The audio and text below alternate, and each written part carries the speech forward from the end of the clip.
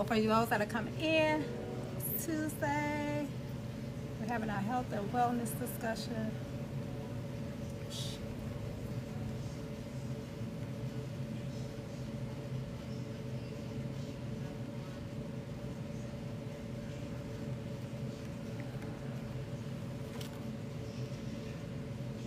Hey, Danny.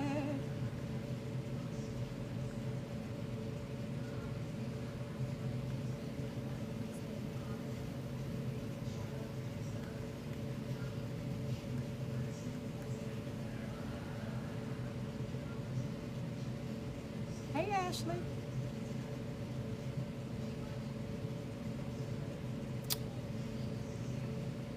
So you all, we're going to have a health and wellness discussion. We're going to be talking about the respiratory system.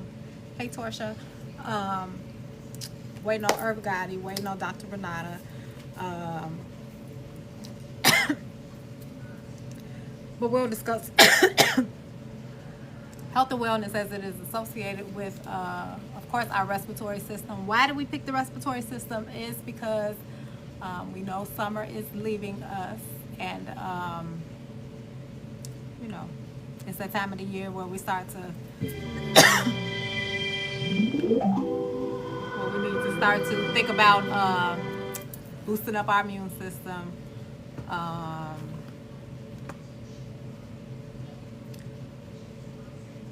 I know. I literally drunk something before I went live. And then I went live, but I didn't anticipate nobody was going to come on and say hi. And they said it, and I was like swallowing at the same time. So I managed that right. But, so yeah, we'll talk about that. We'll talk about herbs, of course. We'll talk about all of that good stuff that it relates to your respiratory system, and just we never stay on topic. Okay, I'm waiting on. Matter of fact, let me share it. Because I try to be on time, because I am usually the person that is late.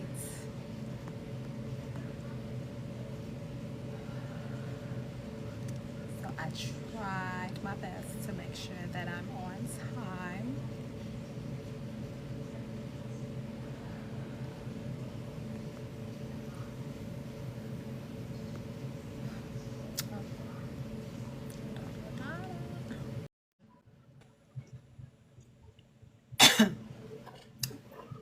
Hey, Dr. Renata. Hey, let me see. Let me get my life together. Hello, I know hello. I'm the same way. I'm over here choking. I'm like, I'm telling them what we talking about. They're like, and now you choking?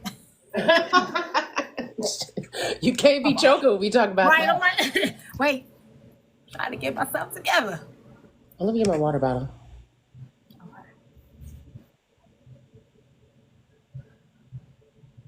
Hey, Torsha. Look at you.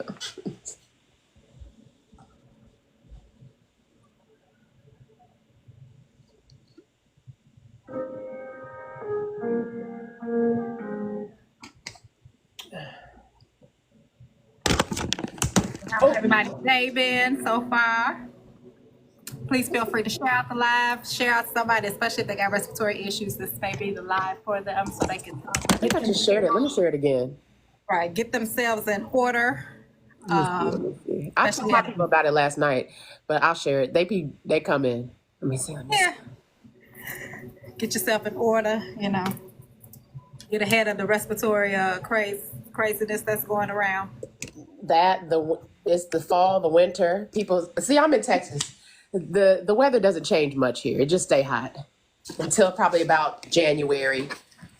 But there has been a little bit more I want to say respiratory issues, cases of the sea coming up. People wearing more and more masks, but that was for other reasons. But yeah, I've seen more and more cases coming up, especially in my hospital with the kids. Yeah. Even though I work from home, so one of my roles I used to get, I still get the report, but I was on that managed team, and so I still get a lot of the reports. So I still see like the numbers are, like where we are, the numbers are definitely going up significantly, and it looks like in almost all the age groups. So like I can't even say it's just the one demographic. It's in kids, definitely, because I see it in kids. Because that's what I usually, most of my demographic is kids and older. Like I have kids 5 to 18, and then I also have like 19. I have everybody at this point in one of my Yeah. hospitals. It's But like, it's like, yeah. So, hey, so it's just like we want to start to get proactive in, especially our respiratory people.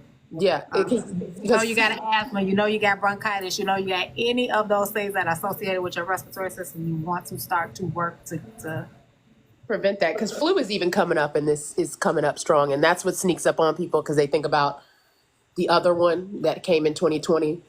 right. And if they don't think about both of them or all of them, you just got to protect your lungs and your body at all, especially as the seasons change. You're going to Yeah. need different things. That's why you see dandelion out more. You see things like pumpkin. Well, pumpkin seeds are usually year round, but eating pumpkin seeds is going to be a great time this year. Eating them fresh from the pumpkin. Hey, Aaron Washington. But so those are all like important things to really think about when you're changing seasons. When you're changing seasons and things start happening. People become a little bit, especially into the fall. Because I think is it cold up there for y'all? So no, today, I mean the last few weeks, but I'm in Chicago, so you know it could Y'all get cold though. it could be 90 to October, or it could be 30 to October. It may be a day you may get all of the seasons. So we like are all over the place. So, but right now we're still warm. So I was listening to actually the news this morning. They said this September has been one of the warmest and least amount of rain seasons so far today, as of today. But that doesn't mean that next week we won't make up all the rain, get all cold. So like our weather is like all over the place. But what I can say is that, you know, I know the season is changing because I went outside literally today and I see the leaves are starting to fall off. So even though the weather is saying 88 today, the leaves are saying it's fall time.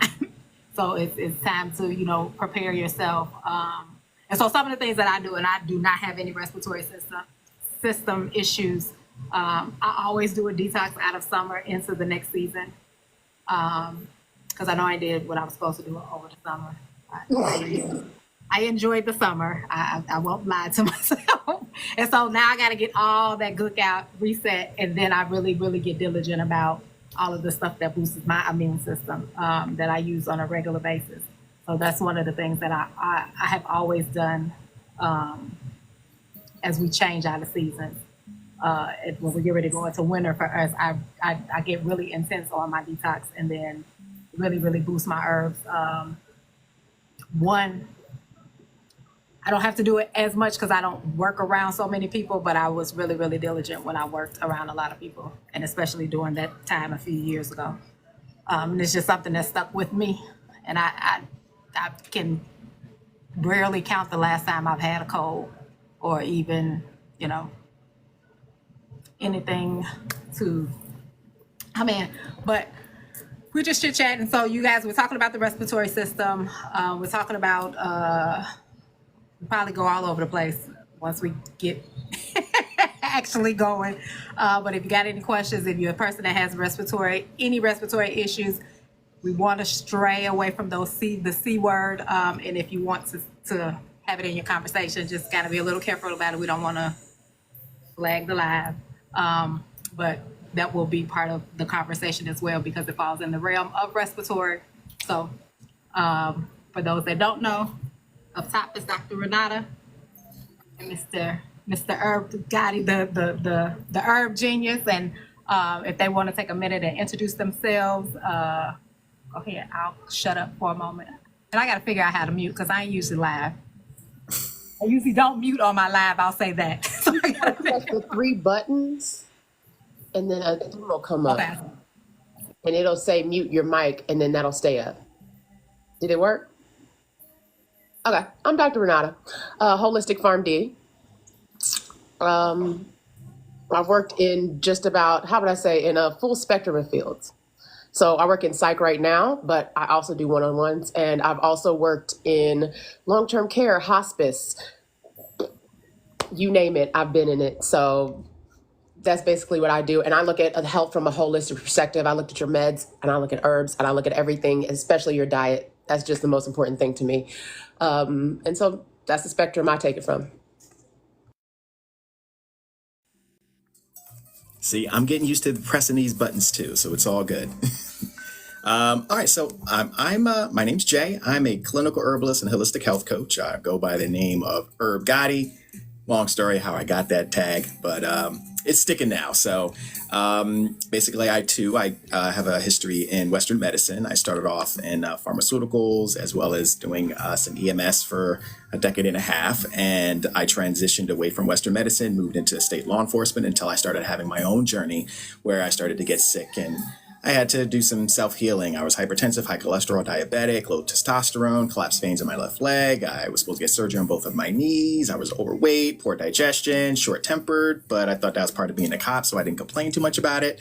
And I went to my doctor. He wanted to put me on a bunch of medication, most of which I after working in pharmaceuticals, I was like, I don't want to take that stuff. So I tried to do like everyone else does. I went to Google and prayed to Google my way to victory. And of course, that turned out to be a dead end. So I ended up running into an African herbalist who got me started out in Uniondale, New York. And he pretty much sold me some herbs, used them in conjunction with some herbs that he taught me how to pull from my backyard, and then put me on a high spice raw foods diet, which I did. And that pretty much sent me on a complete unbelievable journey towards natural health. So I actually started off in school in naturopathy and then transitioned into what's called a PMP or phytomedical practitioner, which I still have another year and some change to finish.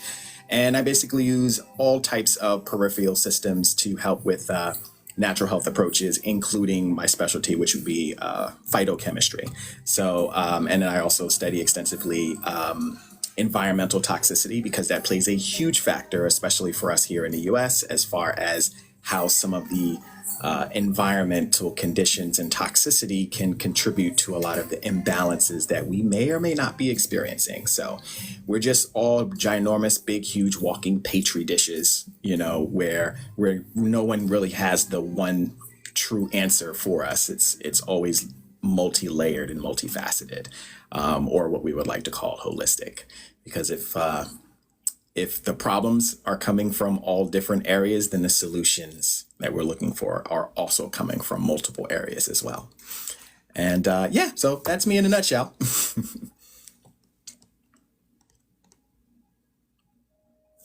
Oh, you're still on mute. See, that's what I'm saying. I'll never be on mute, so I'm like, oh my goodness, I gotta remember to take myself off. So,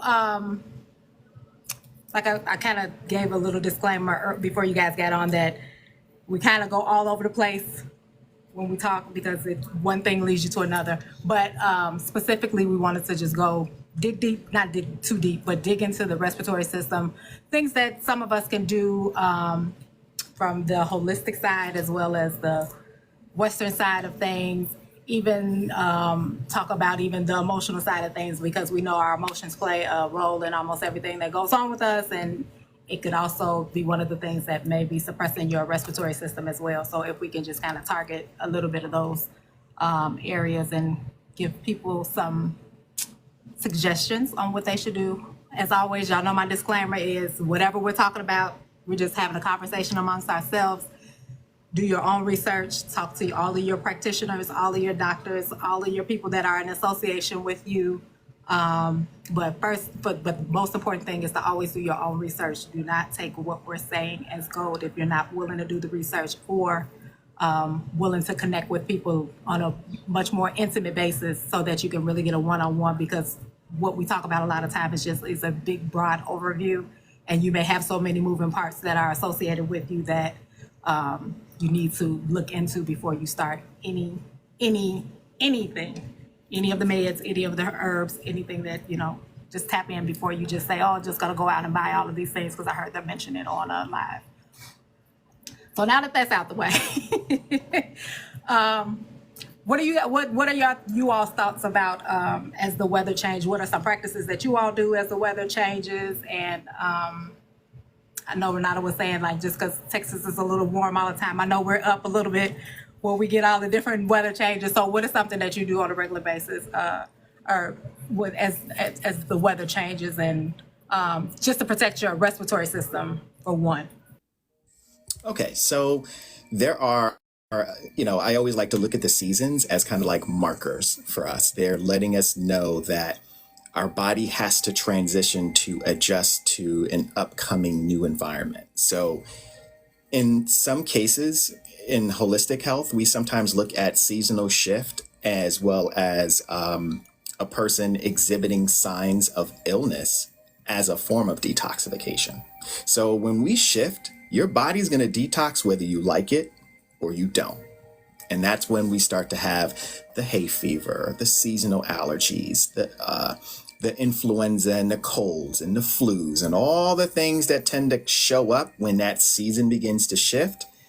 Sometimes in order for certain viruses, and oh, by the way, this is all just, let me give my disclaimer. I don't diagnose, prognosticate, and or treat. This is all for entertainment purposes only, blah, blah, blah. So, this is just some information. You can use it. Some of the things I may express, I will say, are things that I have done for myself, and you can do some research and go from there. But I don't diagnose, prognosticate, and or treat anything, and this is all for entertainment purposes only. So with that being said, sometimes when it comes to like viral and bacterial activity, we got to remember that bacteria and fungus, these are smart entities in and of themselves. We're just walking, talking, breathing planets at the end of the day. And if we're a planet and they live on and within us, the same way as we live on this planet, they are monitoring and paying very close attention to all of the changes that occurs inside the body. So when they start to notice that, different hormones are being secreted, when you start having this exposure to different things in the environment, like, for example, you're going to find a little bit more pollen floating around in the air now, okay? Because now the plants are releasing and trying to get everything out. So they're getting their last bursts out into the air.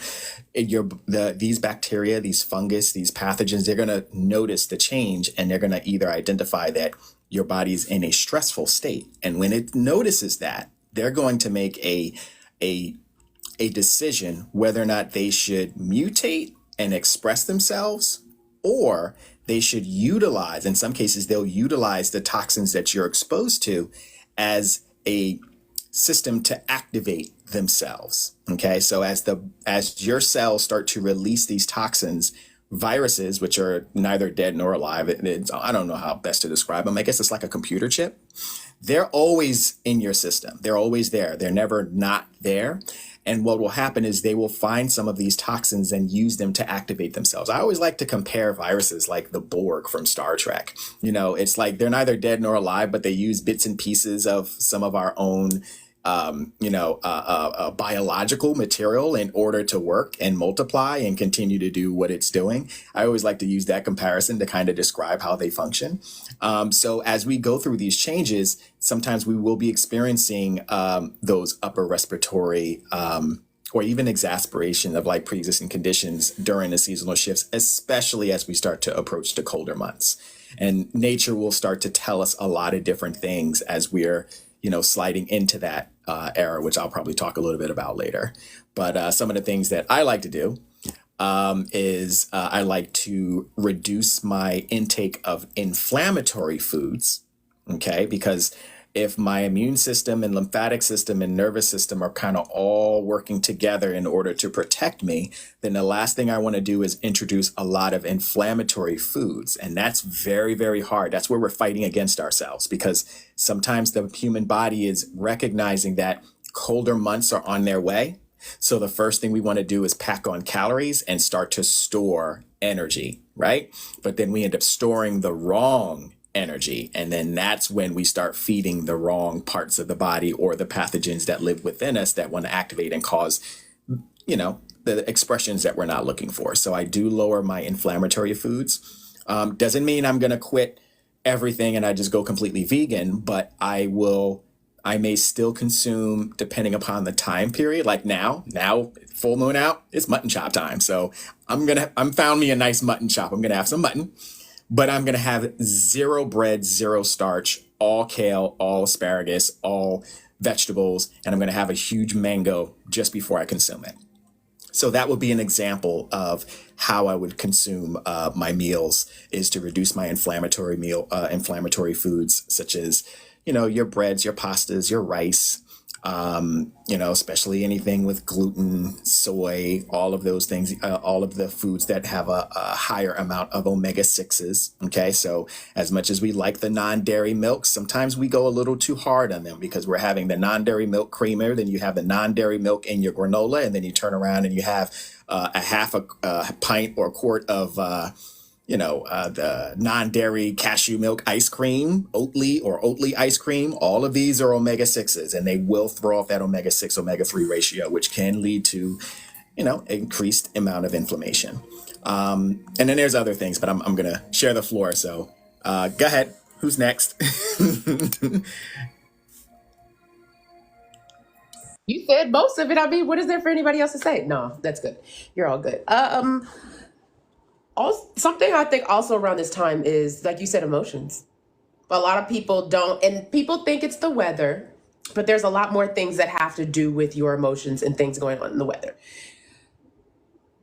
At this time, because I see a lot of it, I see a lot more depression, I see a lot more anxiety, I see a lot more issues. Again, we're in Texas, the sun is always there. It's not always the weather. It's going to be things like the loss of family members or not being around family or your relationship with family. If your relationship with family isn't good, or people that you're around, or having a support group, that's going to be hard when it's getting in the winter months and it gets dark earlier and you're alone a little bit more. A lot more people have issues with that, especially when it comes around to the holiday times. That's even November, December, January, when you might be stuck in the house. A lot more people are having a lot more issues, and that is exacerbating a lot of respiratory issues, because when it comes to any type of stress, respiratory is going to be the one thing that is really affected by the stress that you have. So a lot of people don't notice that. So paying attention not only to your nutrition and what you're eating, but paying attention to how are you journaling? Are you seeing somebody? Are you talking to somebody? Do you know how you felt about that person that may no longer be here, that parent? Even though you think, parent, cousin, whatever, even though you think it doesn't affect you, it's going to affect you a lot more around that time, because you're going to see that person's no longer there at the family event. Those things are no longer happening the way they used to happen. So a lot more people seem to have a lot more issues. Yes, again, like I said, the weather plays a huge part, especially if you're in a northern state where it's always cold, snowing, you in the house all the time. That's not going to make it any better. So having some type of coping skill, having some type of journaling, indoor plants, whether you play with plants or not, let that be your thing. Small things, coloring. I don't care if you're grown, get a coloring book. Finding some type of hobby that allows you to deal with that cabin fever a little bit. If you got to step outside and walk in the snow, step outside and walk in the snow. Even in respiratory issues, those are things that people have to also think about in this time, because that's really what exacerbated the whole situation that happened in 2020 and other times. Things, small situations like that. Because those were the main things. I think 94% of the people who were dealing with and had real heart issues, anxiety was one of the biggest things.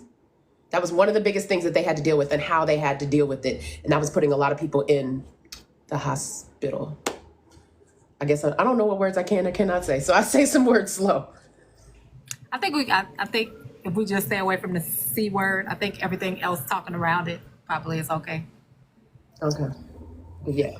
It's interesting that you brought up the how the emotions play such a huge factor in the shifting of the seasons and the development of like respiratory issues, and how loss and family changes and being alone, or what we call a SAD or seasonal affective disorder, all of those things are tied together. And in naturopathy, we learn how certain emotions can be tied to different organ systems. So when it comes to the liver, we always look at like anger and resentment, as being tied to the liver. That's where we hold that frequency. When it comes to things like fear, we hold that frequency sometimes in the kidneys. But what gets held in the lungs is said that grief gets held in the lungs. And sometimes when we don't find the space and time to grieve or honor that grief, it can have a direct effect on our lung health and how our bodies can handle things like respiratory issues. So it's interesting how you tied in the emotions and then me remembering how grief is the emotion tied directly to our lungs. Because, yeah, that would make sense, especially as we transition into colder months. And colder months is when we do see an uptick in things like depression, and it does have a direct connection with how the sun interacts with us. So I found that using different plants and herbs to help support a person's transitions during those times. Did I say that right? Good. Is it works really well. The things like the St. John's works well. Most of the adaptogens, these are going to help us get through these difficult times because, essentially they are, which is strange, they are literally absorbing the power of the sunlight within their biochemical structure to the point where when using them, if they're used or abused, will actually start to have a sensitivity to the sun when using them. So there's this intricate connection between our emotions, our respiratory health, seasonal shifts, and even the plants that are made available at those times for us to use. I was about, when you mentioned St. John's wort, I know it's one of the things that I boost this time of the year. I usually don't take it any other time of the year, but like this first transition from summer into fall. Not that I have experienced, I probably have, but just didn't process it, the seasonal affective disorder. But I do know that when I can tell when I don't take the St. John's, and I can tell the difference in my mood. And also I'm one of those people that I need to have my vitamin D because I operate on a very, for some reason, lower level of vitamin D no matter what I do. So I know that I have to boost it for me. So as we transition, those are the two things that I have learned that are my combinations that work well for me.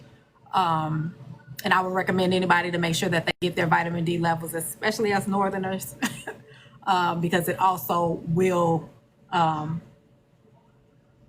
play a little role in some of the other issues that may increase your respiratory issues that you may have.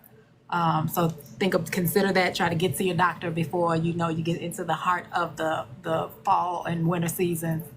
I know we were talking about anti-inflammatory foods and things of that nature. I think that someone had a question about what are some good, I don't know if you were looking for herbs specifically, but herbs or supplements to add to start to boost their immune system. So those were a couple of questions that I seen in the chat.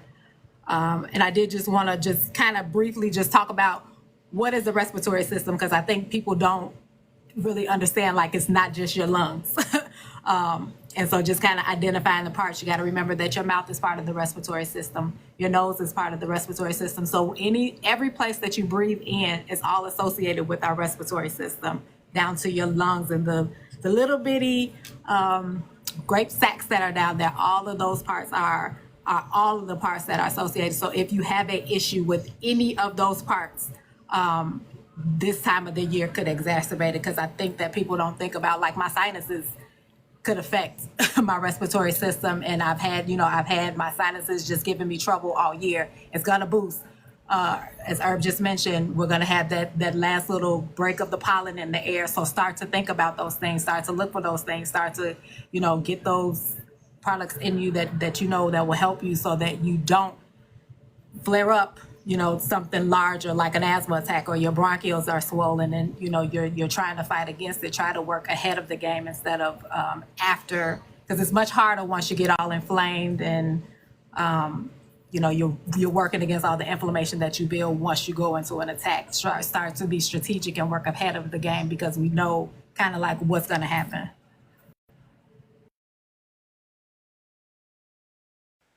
Also, when it comes to lungs, make sure hydration, and I'm not just going to say water. It's going to have to be all the minerals that go along with water. Hydration is going to be important, especially if you're having asthma, if any respiratory issues. A lot of people are going to be really dry, especially when it comes to the fall and winter months. And hydration is going to help your little alveolar sacs have that little vapor, that moisture that it needs in order to stay full, in order to be healthy in production and do the job that it needs to do. So I think a lot of people don't think about that. Even humidifiers, humidifiers are important. Even if you have respiratory issues, try and get one at your house if you can, because it gets really dry in the winter. I get really dry. I had asthma growing up. Got really dry. I don't even sleep with the heat on. I turn it off because it dries you out. So that's something I just can't do. So you have to know, what can your body do? What can your body not? What works great with it? Are you hydrated enough? Start there. Are you eating hydrating things? Even in that time, you need to have a lot more hydration. So I know somebody asked about some plants. I'll touch on the plants, but I'm not going to give too much. Just the easy ones, just the ones that I like to say are out there and they're talking to us, because again, when seasons shift, we want to pay close attention to what the plants are telling us. And they're telling you, if it's starting to get cold and other plants are dying off, and then there's this plant standing like straight up and it's perfectly green and it's robust and it's beautiful, or it's just starting to have these beautiful golden flowers upon them, chances are it may be trying to tell you something, that I have what you need to get you through this season because I'm vibrant during this season. So that plant may be telling you that it has something for you, and this is where we get that intimate connection with the plants and how they kind of talk to us without actually speaking. So one of my favorite plants that I think is absolutely amazing that can sometimes support the transitions as we move into like the respiratory system, as well as having a very wide variety and range of health benefits to it, will be stinging nettles. And what's surprising is that even in like the Northeast, I can still find stinging nettles in December. Like, it's frozen ice and stinging nettles is like, what's up, Jay? I'm right here. How you doing? I'm holding on. I'm holding on still. And it's telling you that it has something in its compounds that is actually helping it to survive in the dead of winter, in the cold. And what's in it is probably what we want to.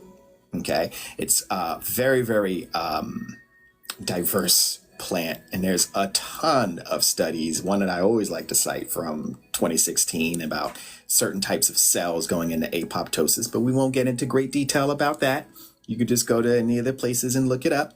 But it's an amazing plant. It's always been considered something that we should be consuming as a food, as a matter of fact. In fact, I believe some of the history behind nettles as being used as a food was because certain groups of people, when they landed in this land, they were having difficulty trying to survive. And nettles was one of the go-to plants because of its high protein content that was able to help different ethnic groups survive difficult winters here in the Northeast. So stinging nettles has always been an amazing plant and is useful from the root all the way up to the aerial parts of the plant, and has always been a go-to, especially when it comes to things like inflammation, when it comes to things like DNA changes in cellular structure. I'll say it like that. When it comes to reproductive health, it's always been a staple and very few contraindications because of it's like a food. Now, of course, the one part that always causes an issue is that, they do sting. So when you harvest them, you're going to definitely want to make sure you're wearing some gloves because they hurt. They have something called trichomes on them, which functions almost like hypodermic needles that immediately break off upon contact, and it hurts a lot. What's interesting is that the compounds in these trichomes actually are anti-inflammatory. So there's science and history of us using the stinging nettles almost like to flog yourself. If you've had, for example, a person who may have experienced severe back pain would use the stinging nettles to cause more back pain, as weird as it sounds, and then all of a sudden the inflammation would go down. And the reason why is because the compound in the trichomes of the stinging nettles plant actually improves and significantly increases blood flow. And if you have blood flow go anywhere, or you increase microcirculation, you're going to notice a markable improvement in any type of pain, neuropathy, discomfort. All of those things start to diminish drastically because blood is the life. And as long as you can get blood to those distal extremities, to those areas where there's inflammation and everything got so tight, nothing is getting through, now you're getting the blood, there's an exchange. Because sometimes you just have cells and they're suffocating and they're screaming, and that's what's contributing to that pain. So stinging nettles has such a wide range of uses and benefits, and she's right there. She's telling us, hey, I'm here, guys, just in case you need me. And then there's another one I'll expound on a little bit later. That's actually I'll be using. I'll probably talk about it a little bit later in my upcoming detox, because this is like my feature plant. I love this plant, but it's also something that we're gonna also be seeing. But I'll dive into that a little bit later, because I talked a lot about stinging nettles. I love that plant. She's amazing.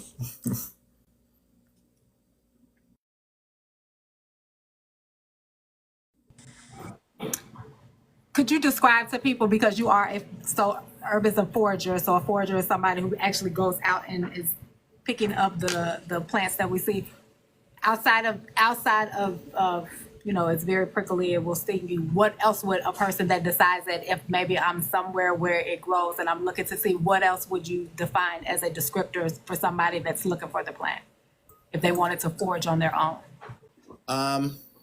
I guess I need to make a video on it, because I would definitely want to give a lot more information and some detail. It's probably going to be hard to describe without an image or picture for us to look at.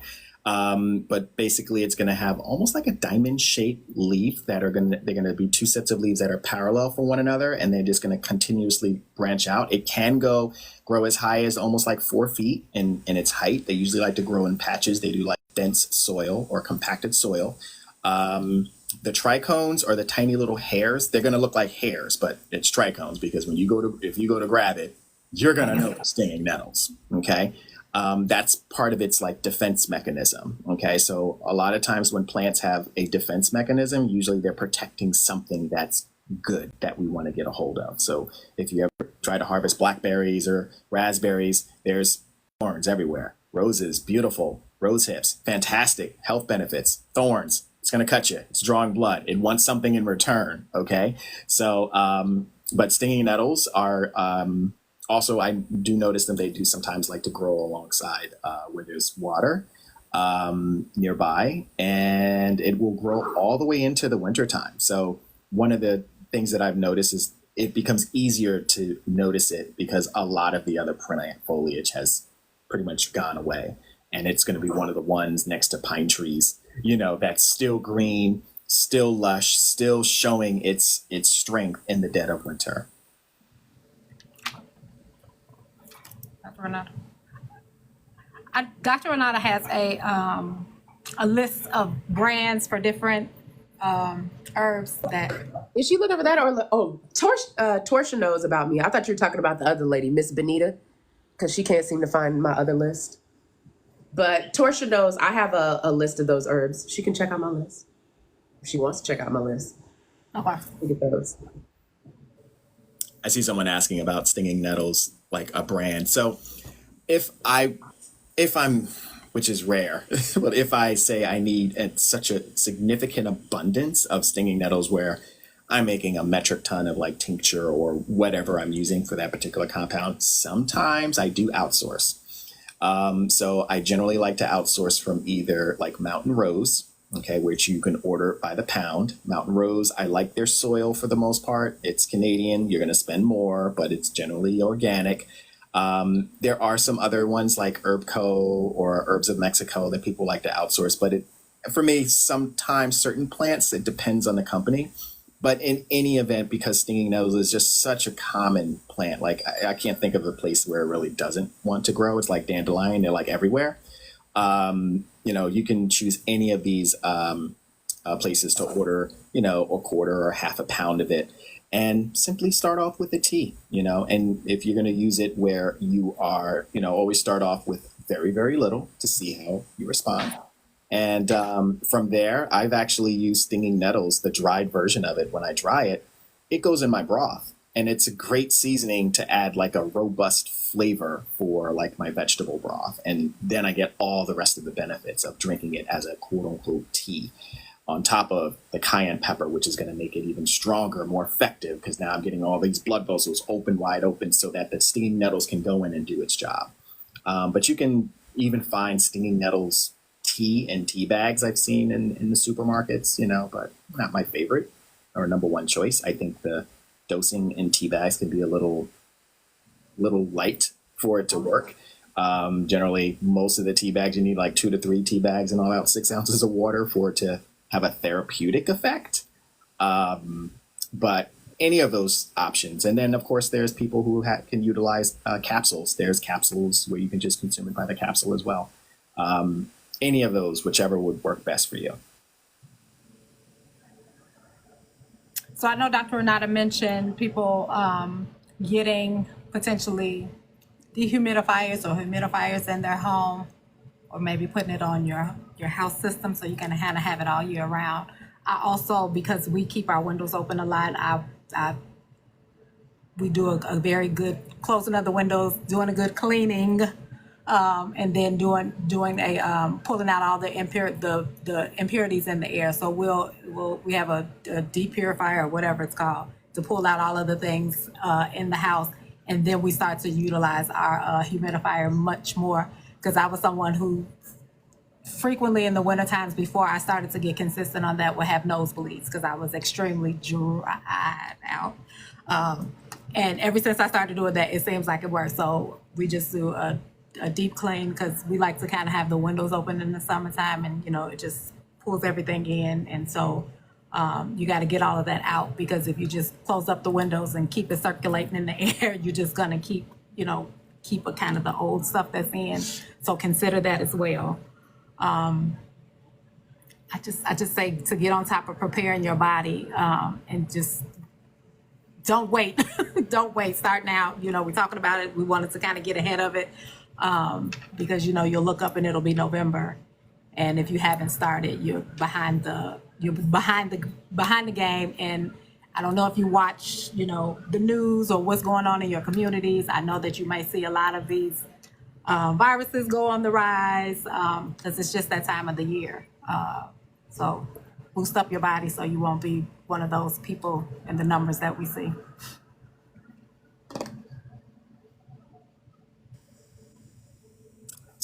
So another thing that I always do, and I know this is like probably the biggest question that I see in on my TikTok feed. Like everyone asks, I usually get about 100 of these every other day.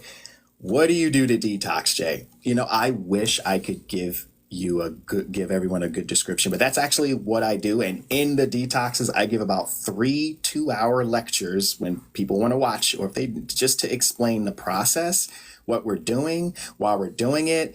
I mean, it goes as deep as trying to explain what's happening with, your stem cells in your stomach versus the peripheral stem cells after a particular number of hours. Like, it's very detailed.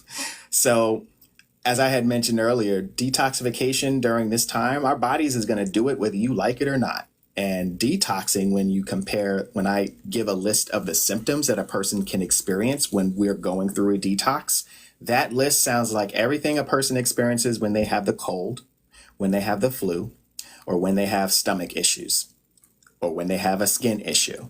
It's all the same. They're all interconnected, because sometimes these expressions are detoxification of something in the body. So the process of detoxification is kind of getting ahead of schedule to make sure that you're helping the body along this process, because it's going to do it, whether you like to or not, as it prepares itself for the upcoming season. So during this season, I do something called Mars versus Venus. And basically, we go after supporting the endocrine system during this time. So it has a lot to using very specific herbs that will support not only this transition, but it also supports the thyroid, the pancreas. We're supporting the male and female hormones and organ systems, so that everyone ends up getting something a little different, if you follow, so that those systems can be supported. So I do this with myself, and I've been doing it since 2018. And then I started leading groups, and before I knew it, my groups got like massive. So now I have like a whole, I guess, community. And we're like looking for, is it detox season, Jay? All right, let's bust this 21 days out. And we all go through the process of what I do while I'm utilizing and synergizing not just environmental changes, dietary changes, even adding in things that I've implemented into the program that addresses how we can access some of our, our inner child. So we have things like art therapy. We also utilize meditation. I have a meditations guru that comes on and helps with us being able to utilize meditation during that process. We try to refrain from watching things like the news, which has a negative, there's actually a whole science behind how the news, certain channels of the news will actually use like this specific frequency in its sound that bypasses your prefrontal cortex and goes straight to your temporal lobe, so that you end up activating fear in the amygdala. So if you ever move the words, when you hear certain bad things on the news, you'll hear like a separate undertone. And then you can also sometimes hear that ampage shift when a commercial comes on, and then the commercial sounds like it's louder, but you never touched the volume on your TV. So then you're turning the volume down and you're trying to figure out what happened, and that's the frequency in the ampage shift. So there's a whole 2001 patent on that, but I should probably stop there going on about that. So, but we'll talk about removing things like the news, trying to limit how much we do on social media. We also implement lymphatic movement and exercise, okay, because what we do with our body plays a huge part in how well we're able to detoxify ourselves as well, because we want to remember that the lymphatic system does not have muscles. So in order for the lymph to do its job, we kind of have to use our muscles in order to help that lymph move things, so that when we're trying to put our bodies into a state of autophagy, it can start to recycle some of those proteins and spit out much better versions of us, which is essentially what we're trying to do. And of course, for those that need to dive deeper into spirituality, they're going to find that through doing this process, that it's much easier to retain and recall information. They notice cognitive increase, which is one of the reasons why a lot of different religious practices always implement some form of fasting while learning from their doctrine, because they know that it's going to stick when you remove parts or pieces of your diet or food from the mix. Now your food becomes what you read. Your food becomes what you ingest, because diet goes way beyond just the actual food we consume. It's what we consume with our ears and our eyes, what we consume with our emotions and the people that we're around. All of this gets synergized in my detoxes. And then I explain the process and find what works best for each particular client in that. And I think this one we're doing is 21 days. We're starting on, I believe it's November the 4th. It's already in, there's a TikTok page. You can go there. And I know in the biography up there, sometimes you can find a tree. You might see it there. Okay, that's what you're going to want to do, because I know certain words they don't like to say, but you know how to find it. Or you can always just go to my website and it'll explain all about that detox. And we would definitely welcome you to join the community. And then I actually make all of the compounds myself. I go out to the forest and I do my feathers and beads thing to the plants, and then I bring them back and I prepare them, and then they get shipped out to my clients all across the country, and we all get to enjoy having a clean slate for those who are going to acknowledge or observe Thanksgiving. So we actually clean out before Thanksgiving, and what happens is, when Thanksgiving and Christmas, those holidays come, a lot of times we start losing ourselves in eating. We just completely overindulge. But because we're just coming out of a cleanse, and I give another hour and 45 minutes on how to break your fast, how to reintegrate food back into your life, we've exercised so much discipline and control at that point. It's like you don't need to overindulge. You're only looking to consume the love that was connected to that food. And you don't have to eat yourself into an oblivion and then pass out from, the quote unquote itis. It's now giving us an opportunity to have some control over and understanding what these foods do to our mind, our body, and our spirits when we do overindulge in them. So a lot of times people realize, yeah, I just had two spoonfuls of mac and cheese, because mac and cheese is like everybody get the pookie scratches when they see the mac and cheese. So look, I do too. If I go to my cousins and that mac, I'm like, what's over there, man? That mac and cheese, like it's a thing, and we're all human, and it's okay. It's when we overindulge and we think that is healthy, and that's the staple that we follow. So I find it ironic when everyone complains. They're like, yeah, I only had a little bit. I ate a lot of the greens though. And they're able to maintain and reap the rewards and the benefits of making those changes, and then realizing that this process is something that we all have to do one way or the other when you live in an environment where toxins are coming from every which direction. Like, tell me a place where you don't see toxins living here. No one can show me, unless you're living in an earth ship somewhere in the Midwest or down in the middle of the desert, or wherever.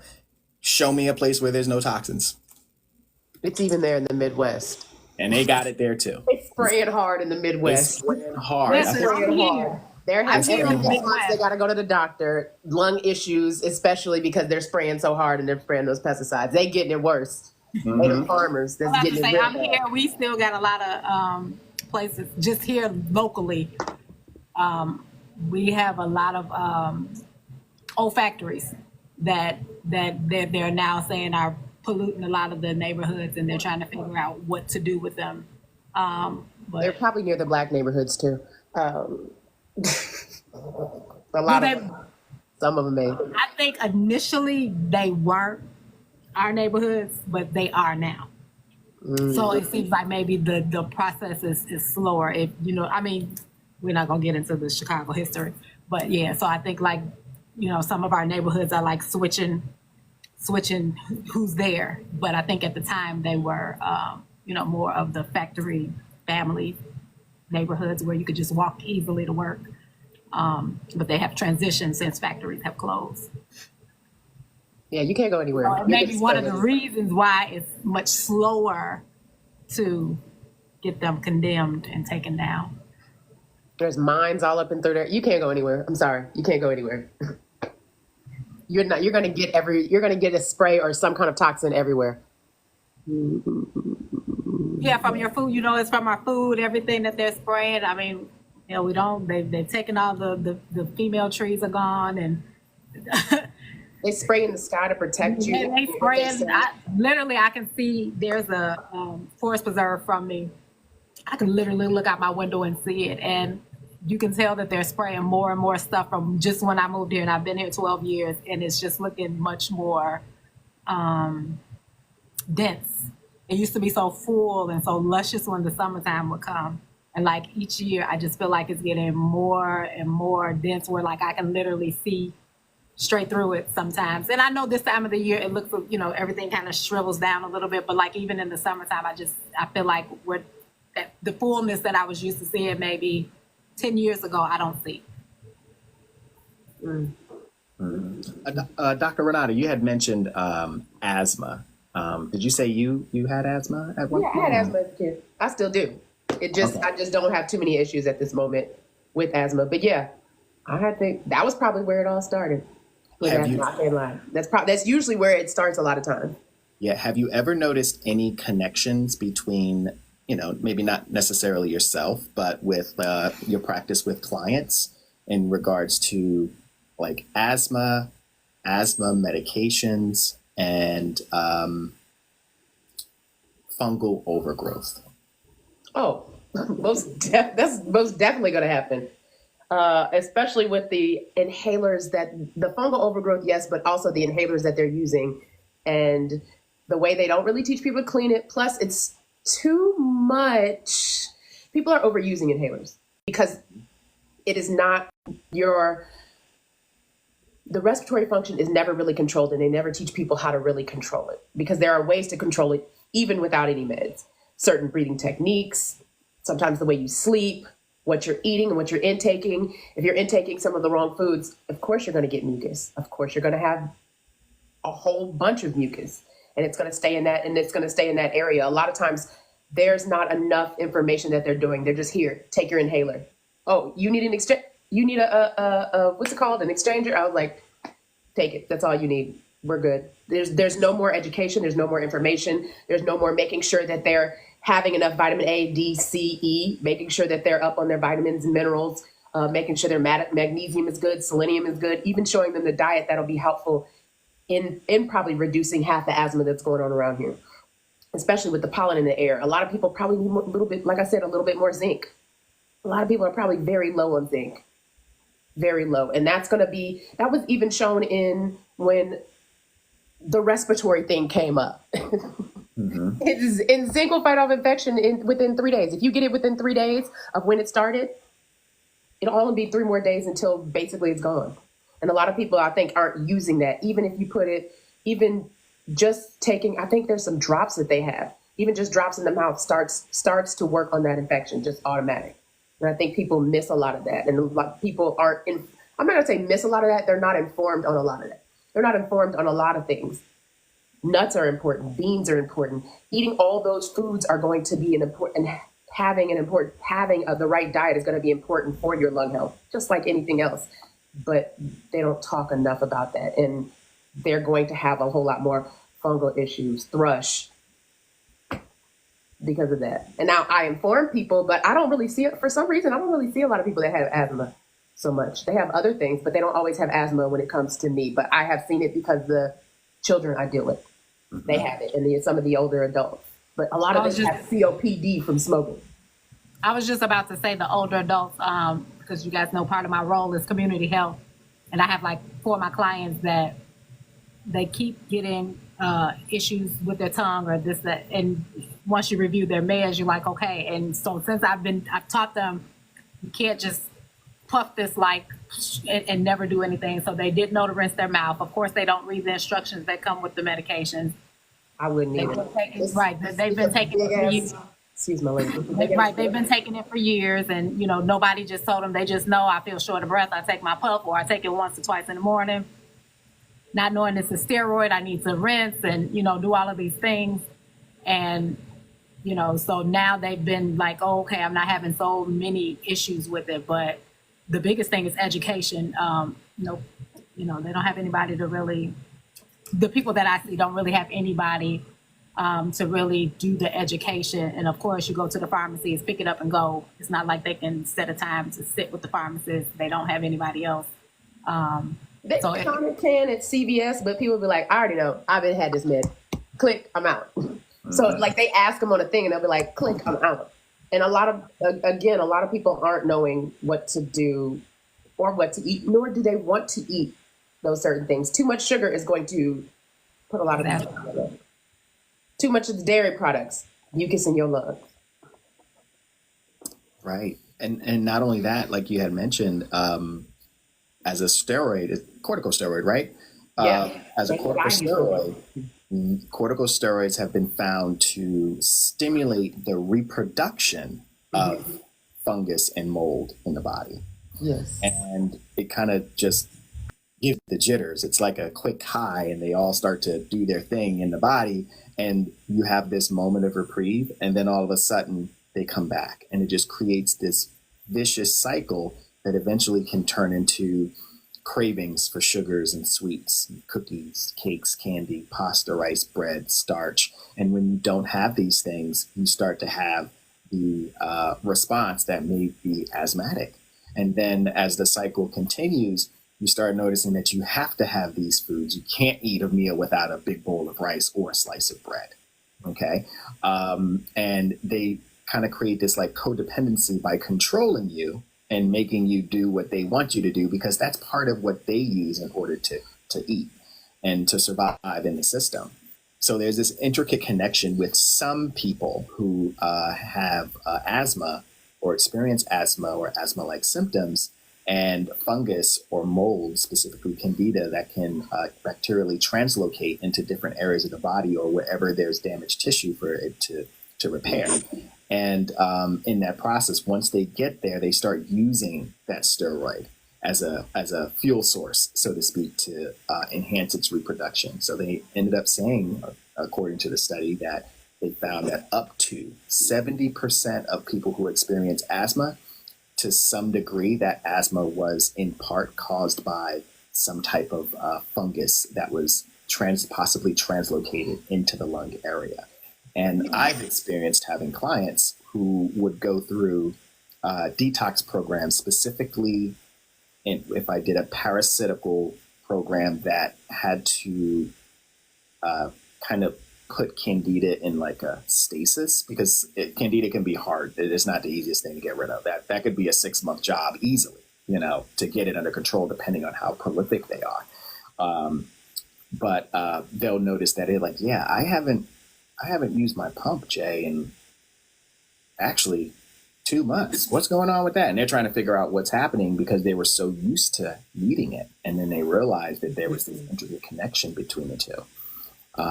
Just, food for thought. I wanted to touch on that because sometimes we, all the systems and all the things that we experience are oftentimes overlapped, especially as we transition into the fall season, because when fall comes, it gets colder.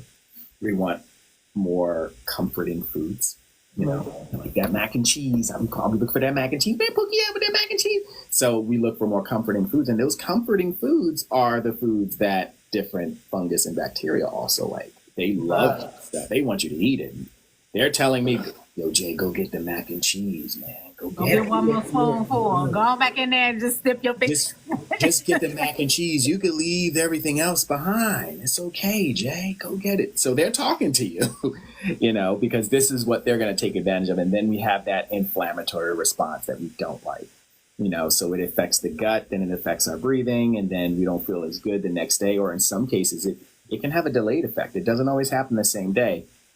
I know with me and like unpasteurized, non-homogenized forms of dairy and cheese and things like that, if I have it on Monday, I sometimes won't show a symptom until Thursday. And I'm screwed all the way until Thursday. Like if I decide to have a mutton chop on Thursday, I would swear it was the mutton chop and it wasn't the dairy, unpasteurized dairy that I had on Monday. And then that's when I realized, I can't eat this stuff. It's literally neutralizing my ability to break down certain food groups that I should normally break down if I eat them correctly. But because I had that dairy on Monday, my stomach acids are like in the toilet because I just introduced this also alkaline and a substance into my system. For whatever reason, I can't produce the enzymes I need. I don't know what fungus or bacteria is turning on, and the other ones are scared crapless. And then the result is me not being able to have the intestinal integrity to break down a piece of animal protein. So then we start to blame the animal protein, saying that it's bad. And now I'm going to eat like fruit for the rest of my life, thinking that that's okay. And that could be okay for some people. But for me, I function off of an omnivore diet. And that's what's worked the best for me. Of course. You changed your ecosystem. You changed your ecosystem. Something that's also happened with inhalers, because you're talking about corticosteroid inhalers, like albuterol. Yeah. A lot of people get anxiety with that. And a lot of people don't know that they're having exacerbated anxiety because of that medication and that respiratory issue. And they're like, okay. It's become like their babysitter. So they feel like they are extremely lost and don't do it. Because I've had people where they'll call me like in a panic and I'm like, just slow down and just breathe. They're like, they're panicking because they're like, I have a client that has one that tells you like what number you on. If that wasn't the worst thing that they ever could have done. Because like only got 5 left. She is like in sheer panic mode when it's like 10. And it's like, I'm at 10 and I can't get a refill. And I'm just like, just calm down. And it's like most of it is just anxiety, and it's just she like literally can see the number, and I like she don't live far, so I'll go see her. It's the albuterol. Listen to her lungs. Lungs are clear. Nothing else is going on. It's just the fact that she knows that it's like at 10 and she knows like my refill is not due into this particular, and she's like just literally worked herself up into an asthma attack. And it's like if I go and just sit with her and get her calmed down, she will be fine until like the refill. I'll ask her about it. I'll call her. I kind of follow up with her. You'll see that she hasn't even used it for breakthrough. But it was just the fact that like she just observed it and and it was just like it's like her babysitter.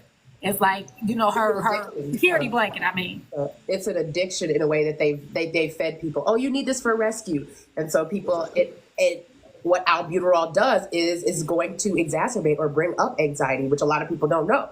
And so when it does that, when it's going low, people are going to freak out, but they're going to freak out even more. People are even more paranoid on it.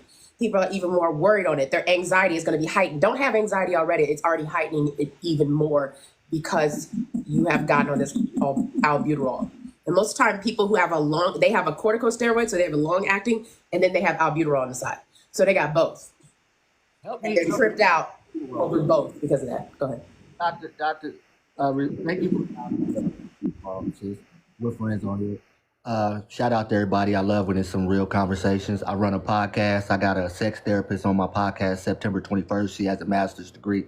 So these are the type of conversations I love. With that being said, what's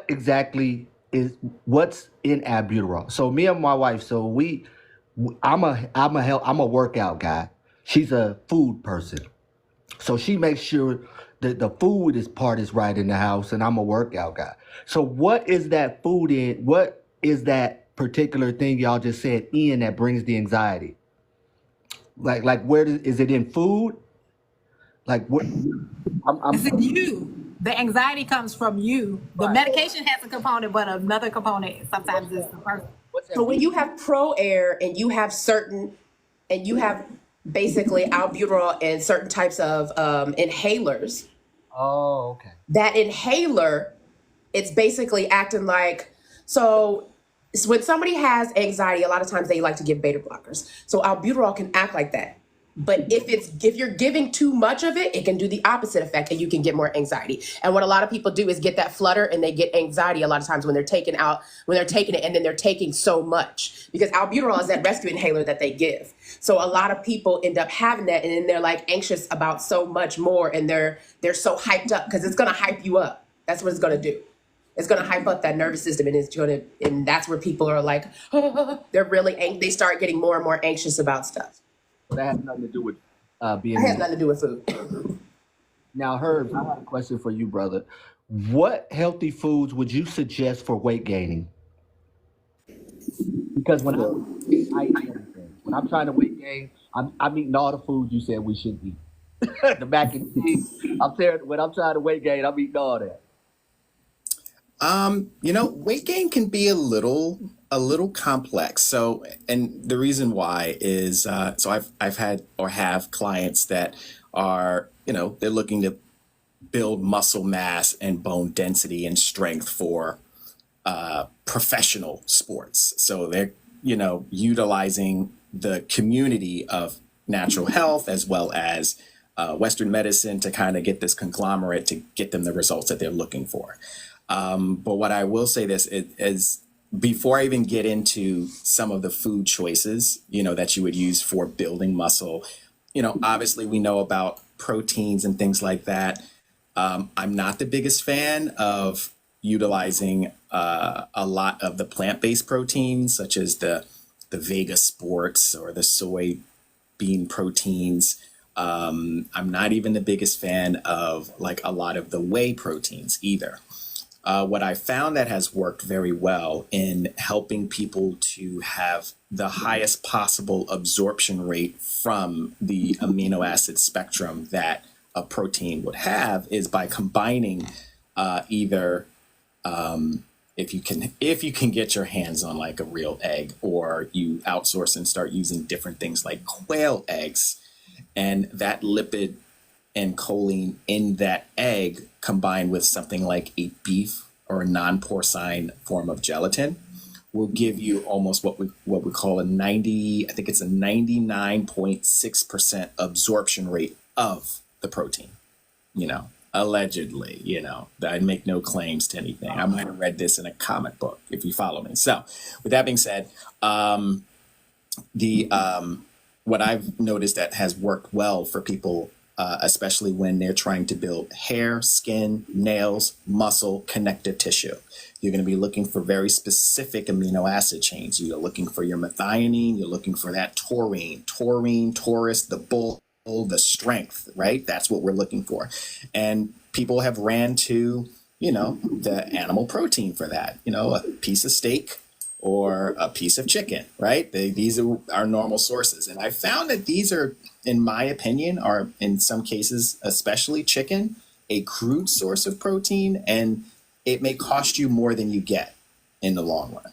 So me personally, I have given up chicken for many, many years because of what it did to my testosterone, or what I believe it did to my testosterone. And I never went back, and I've only seen significant improvements in my testosterone since I kicked it to the curb, because it's a crude protein when we look at its amino acid spectrum, because protein as a word, it's kind of like just a word that's given to us to kind of count the grams, but we don't see the actual structure of it. So it's kind of like a trap in a sense. We're like, yeah, I got 20 grams of protein in this, so this is good. Well, it could just be crude protein, just like yogurt, for example. So, we have, if you ever had plain yogurt, like good old fashioned yogurt with nothing in it, no fruit, no nothing, right? If you let that yogurt sit, it'll start to separate. You'll have this clear liquid on the top of the yogurt, and then you have this thick, chunky stuff on the bottom, right? And that separation, that clear liquid that's watery, we scrape that off and we take that and we make it into whey protein.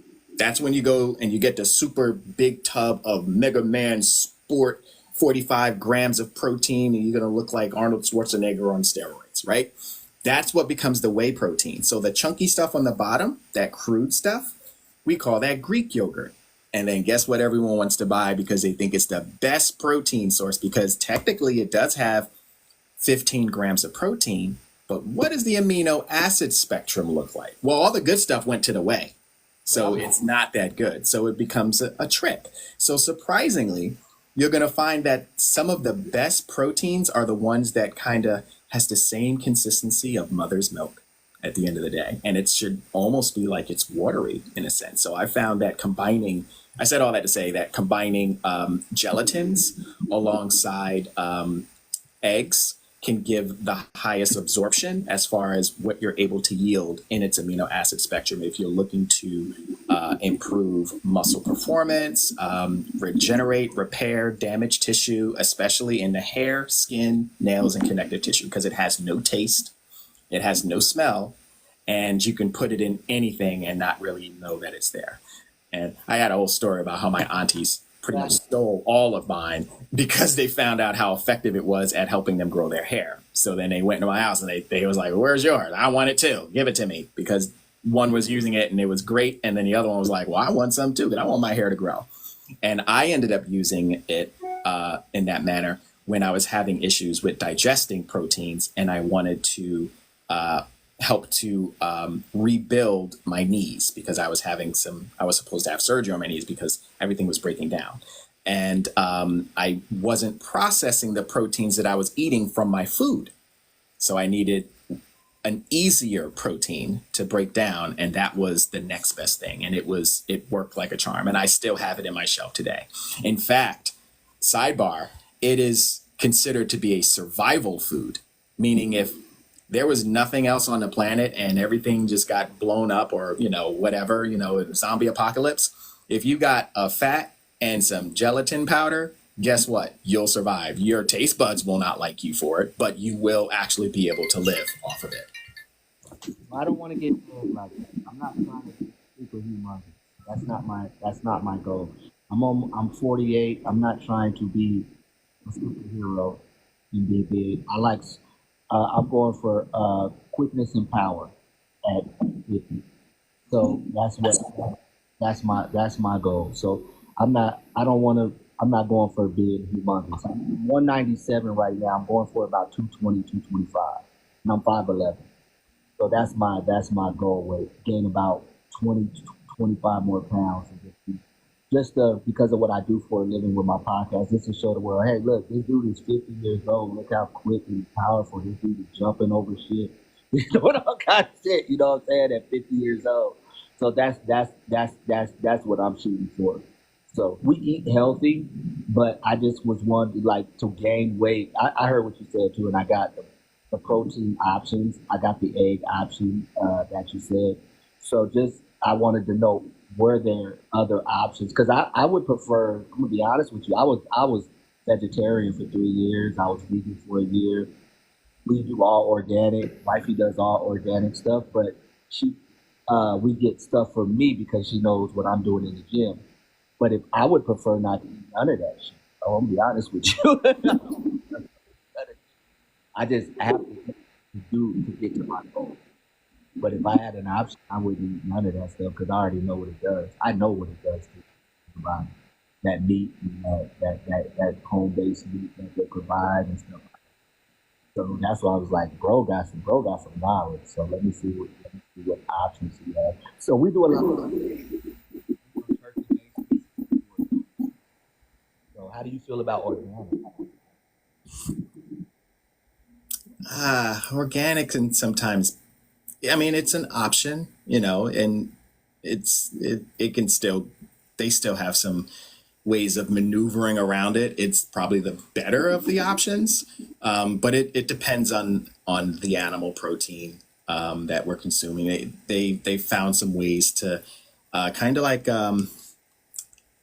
use wordplay in the descriptions that they give us without actually saying what they actually do. So it can get a little tricky with how the industries are portraying things. But if you are going organic, that's probably, the better of the options for now. Certain meats that I do stay away from, obviously, pork in this country. I think it's called, what's the compound, Renata? Ractopamine that they use in, I think it's ractopamine. They put it in turkey and pork. And Also feed them trash. Pigs eat trash. They will feed them trash. they yeah, it's, What eat you?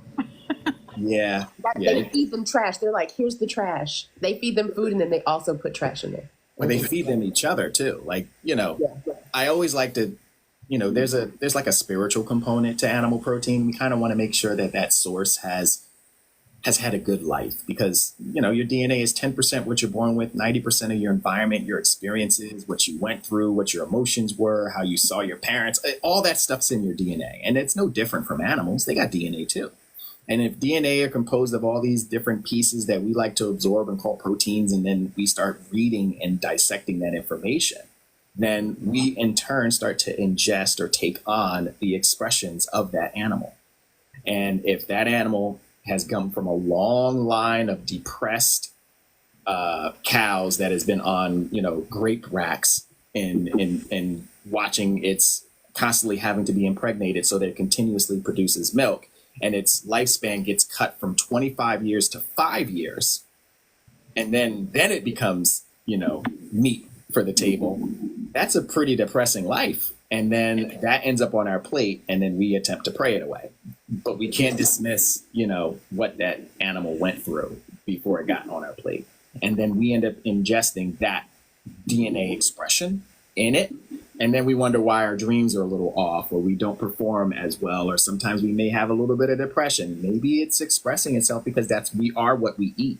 And that also includes the emotions that are tied to it. Especially if we know that our emotions can have a physiological expression on the human body. How can we say it happens to us, but it doesn't happen to the animals, So our frequency and choice of animal proteins, you can find yourself still consuming them. It's more, I've always found it being more important, knowing the source, how was it handled? Where'd you get it from? Who raised it and took care of it, and then, how it finally ended up on your plate, because our ancestors, they would sacrifice animals on a full moon, and they made sure that bull was the happiest bull. He got to have his pick of the litter on all the cows. He lived a good 20 years of his life. He was living it up, and then one day he had no idea, but they were about to make him check out. But he had a great life. That's the animal they I were. was kind of gonna say the same thing. Have you considered maybe looking into local farms and just Regenerative kind farming. of Look up regenerative farming. say it again? I said, look up regenerative farming. Look up Okay. regenerative farms like in your area that's grass fed, grass finished a lot of times.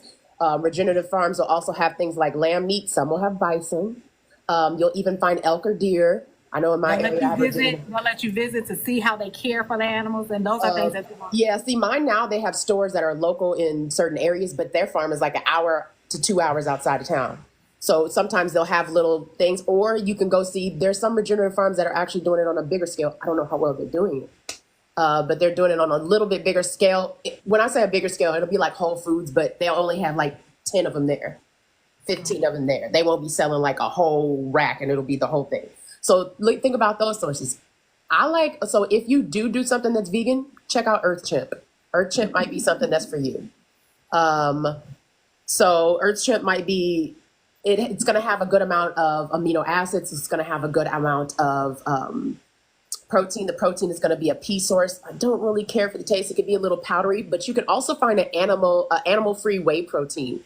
And I can't remember who has one, but there's an animal-free whey protein if you're looking for things like that. If you want to go the vegan way, also think about hemp seeds, chia seeds. Those have a good source of your protein as well as your amino acids, especially hemp seeds. They have just about, how many is it amino acids? I wouldn't be surprised, 19 amino acids. I can't remember how many, but most of the amino acids they have. They're going to have a great amino acid profile, a great amount of omega-3s and omega-6, a good balance of those. You're also going to get a good amount of the vitamins, minerals, everything to help you build muscle. You can throw hemp seeds on just about anything. It can be kind of earthy, so you might want to get used to that. But adding beans in if you want to do vegan. The thing is, if you're vegan and you want to gain weight, you're going to probably have to eat like 10,000 calories. Because go ahead. I can't hear what you're saying. That's why I stopped going vegan because I lost too much weight because I didn't know. I would have had you when I was going vegan to give me some advice because I lost too much weight. That's why I stopped.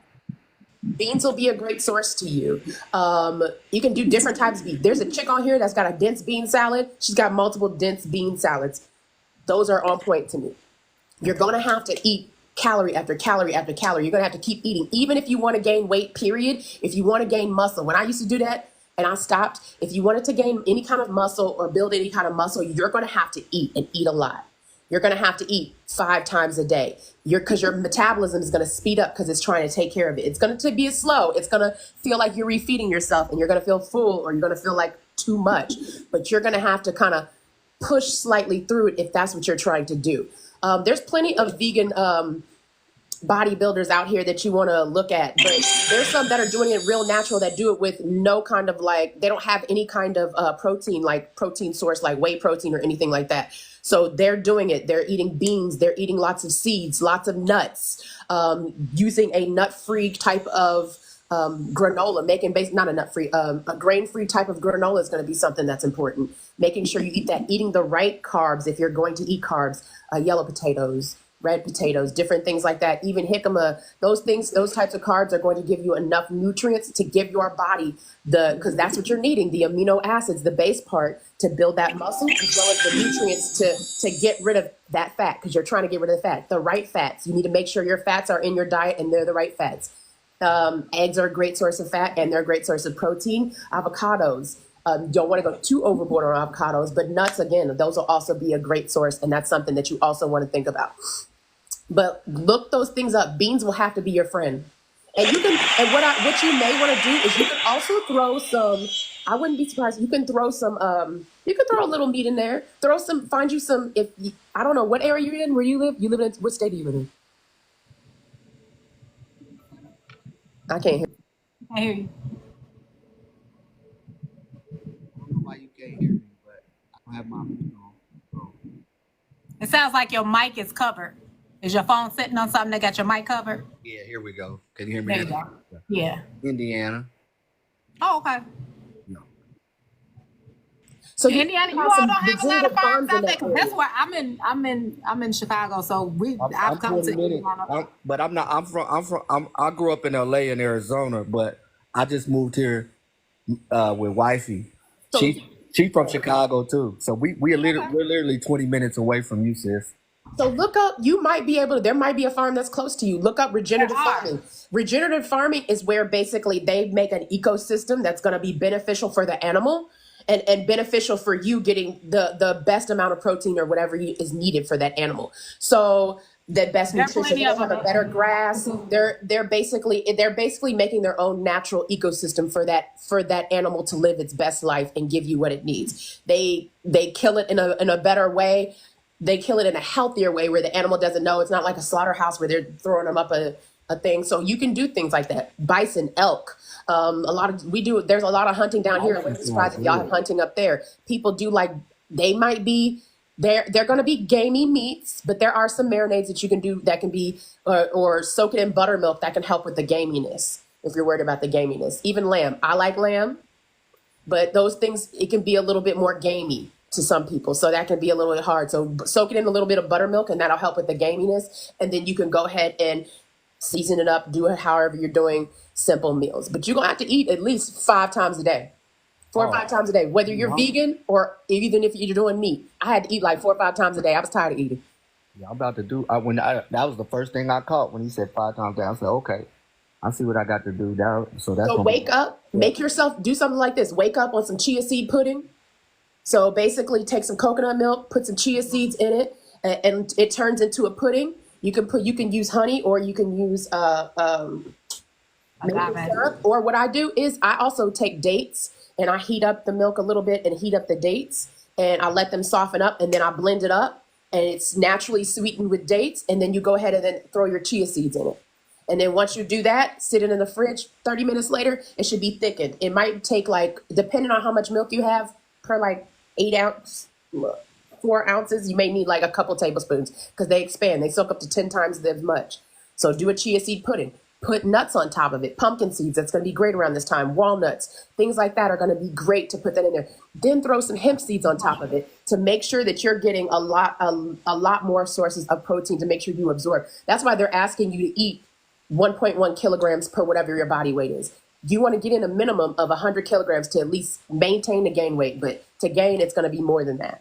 So you're going to have to put in a lot of work, baby. You said how much? You were 180 something? 190? I'm 197. So you're going to have to eat 190. You want to eat minimum 185 grams of protein. But I would get a lot of more vegetarian, vegan sources because meat sources can be heavier and it can be harder to eat so much. So that's why they even get things like I said, chia seed pudding, doing things like that. Overnight oats, but not overnight oats too often because oats, again, can be a little bit too much to the system. They can be a poor carbohydrate to the system, especially the way they're sprayed. If you're going to get it, try steel oats. Steel oats are a little bit less. They're going to be I had some of that. I wish wifey was at work because we probably got some of that shit sitting around. Steel oats. Say anything. Make sure you're eating fresh fruits and veggies. Make sure you're fresh fruits, things like vitamin C. So oranges are going to be great. That's going to be great for not just weight loss, but muscle building, fat loss, things like that. Slim your waist because most people, when they gain weight, lift weight, they're going to slim their waist. I'm trying to tell you, look up, I think her name is Violet Winchell. She's called the Dense Bean Salad Lady. She's going to give you so many options of different salads you can make. Some of them have steak in them. Some of them just are like beans and steak. Some of them just have beans. Those are going to be options that you're going to have to look into because beans are going to be your friend. They're going to be the ones with high protein and fiber. I wouldn't do so many out of a can because of that, because of the aluminum in the can. I would try and get fresh beans and soak them so you can soak a lot of that gaseous, get a lot of the gas out of it as well. So soak those beans for 8 hours to overnight. Mm-hmm. And that's when you can make different dishes with the fresh beans. That's all you got to do is soak it and cook it for a little bit, make it fresh dishes and stuff like that. Thank you for the love, whoever sent me gifts. I appreciate it. Renata, somebody had a question about, I'm sorry it took us so long, but I know how we do. Anemia. They were looking for herbs on anemia. So Somebody put allergies in here, but they weren't specific. I don't know if you're talking about hay fever. So if you're still in here and you asked about the allergies, can you do a sometimes little- allergies, I just say I mean, that's too broad for me, kind of. Right. That's why I say, can they be a little more outside specific? allergies? Right. Is it outside allergies? If it's outside allergies or pollen's going to be here. Zinc may be like your best friend just for a little while. That might be something to think about. Would you say the other thing was? She was talking about anemia isn't just such a black and white thing. Right. Here goes. Okay, I'll let Herb go. I want You to got- talk about parasites. You gotta fix. You might have to fix whatever the issue is because there's not a particular herb person. Yeah, anemia is tricky, Very. because sometimes it's not always what it appears to be. And, oftentimes we look for this linear approach to trying to bring balance to something that's expressing itself. And the linear approach isn't exactly what we need. We need to kind of understand what could be happening in the background. And some of the things that could be happening in the background is that, an expression of low iron can be connected to like zinc, copper, parasite activity. A lot of different things can contribute to this final expression of this word.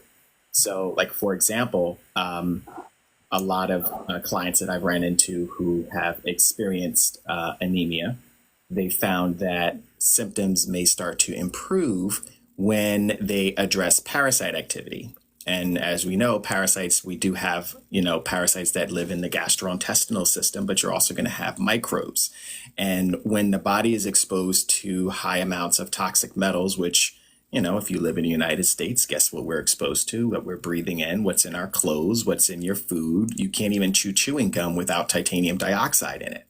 So we're constantly being exposed to these toxic metals, and these metals are now littered throughout the body. If you have dental amalgams and you've had them in there for 20 years, guess what's leaking? Okay, there's a reason why all of a sudden they decided, maybe we should switch to these white porcelain ceramic things instead. We're not going to tell you anything else about what we were putting in your mouth for the past 30 or 40 years. And over time, these tiny nanoparticles of metal are going to start to interfere with mechanisms inside the human body. So in turn, as the super intelligent machine that the human body is, it's going to ask for help. I need help. Who can come help get rid of this metal? So then here comes these parasites. They're like, yo, what's up? I can take care of that for you. You want me to clean that up? I got you. So they start moving in and they start cleaning up a lot of the metal. But what's inside of a blood cell? Iron, right? Is iron a metal? Oh yeah, it's definitely a metal. And it's no less tastier than the titanium, than the aluminum or the cadmium or anything else that your body's been exposed to. So now you're going to have this metal being fed off of, and then we start to see the blood cell losing its integrity. Okay, so it could be that something needs to help the blood cell, help improve the iron, but what if something's eating it? You understand? So the linear approach that's more or less the Western medical approach, and it's very masculine in nature, but we want to ask the who, what, when, where, why, and how, and sometimes kind of dig a little bit deeper. And if you haven't, addressed things like parasite activity, which in my opinion, it's not a matter of if you got it, it's a matter of how many, what type, and how long have they been there? Okay, because this is one of the few countries that don't address parasites. Like you go to Russia, you're doing a parasite cleanse twice a year. Your kids don't go to school until they check in and they get some of those parasites addressed because they know how it has a direct effect on your cognitive function. So you're not going to think as clear. You're not going to have an easy time studying. All of these things are going to be interconnected with parasite activity. And if you eat and consume animal protein, especially if you like sushi, you definitely have something going on that may or may not be whatever it is and how it expresses itself. And we also want to keep in mind that just thinking like this is just a basic level. Like we got to consider that we're consuming mutated food now. So we got genetic modifications to the food, which means genetic modifications to the DNA. And now we're feeding genetic modifications to the things that live within us. So all the parasites that lives in you, they're now getting mutated. So they're not even the same anymore. They could barely identify themselves when they look in the mirror. So they're acting erratic. they're eating up your B complexes. They're talking and working with other different forms of pathogens like algae, making biofilm and learning how to adapt the same way as other pathogens and bacteria and fungus has adapted to medicine, which is why we went from things like amoxicillin to amoxicillin with clavulanate potassium, or aka augmentin, because augmentin can break through the protein that is protecting the bacteria because it adapted to this medication. So all of these things have so many layers to this ginormous onion that I wish I could give a simple answers and be like, and say, you know what, just take this. Because, that, in my opinion, that suggestion is just misleading. It definitely takes, and that's why we're here on this panel, to let everyone know that it takes a community to heal one person, and it takes multiple ways of kind of looking into the history of what a client is experiencing, how your emotions play a part, and then finding the solution that can start getting you back to being the optimal person that you are, like moving backwards so that we can age backwards. Because I feel like I age backwards. I'm the same age as you, brother. I'm 48.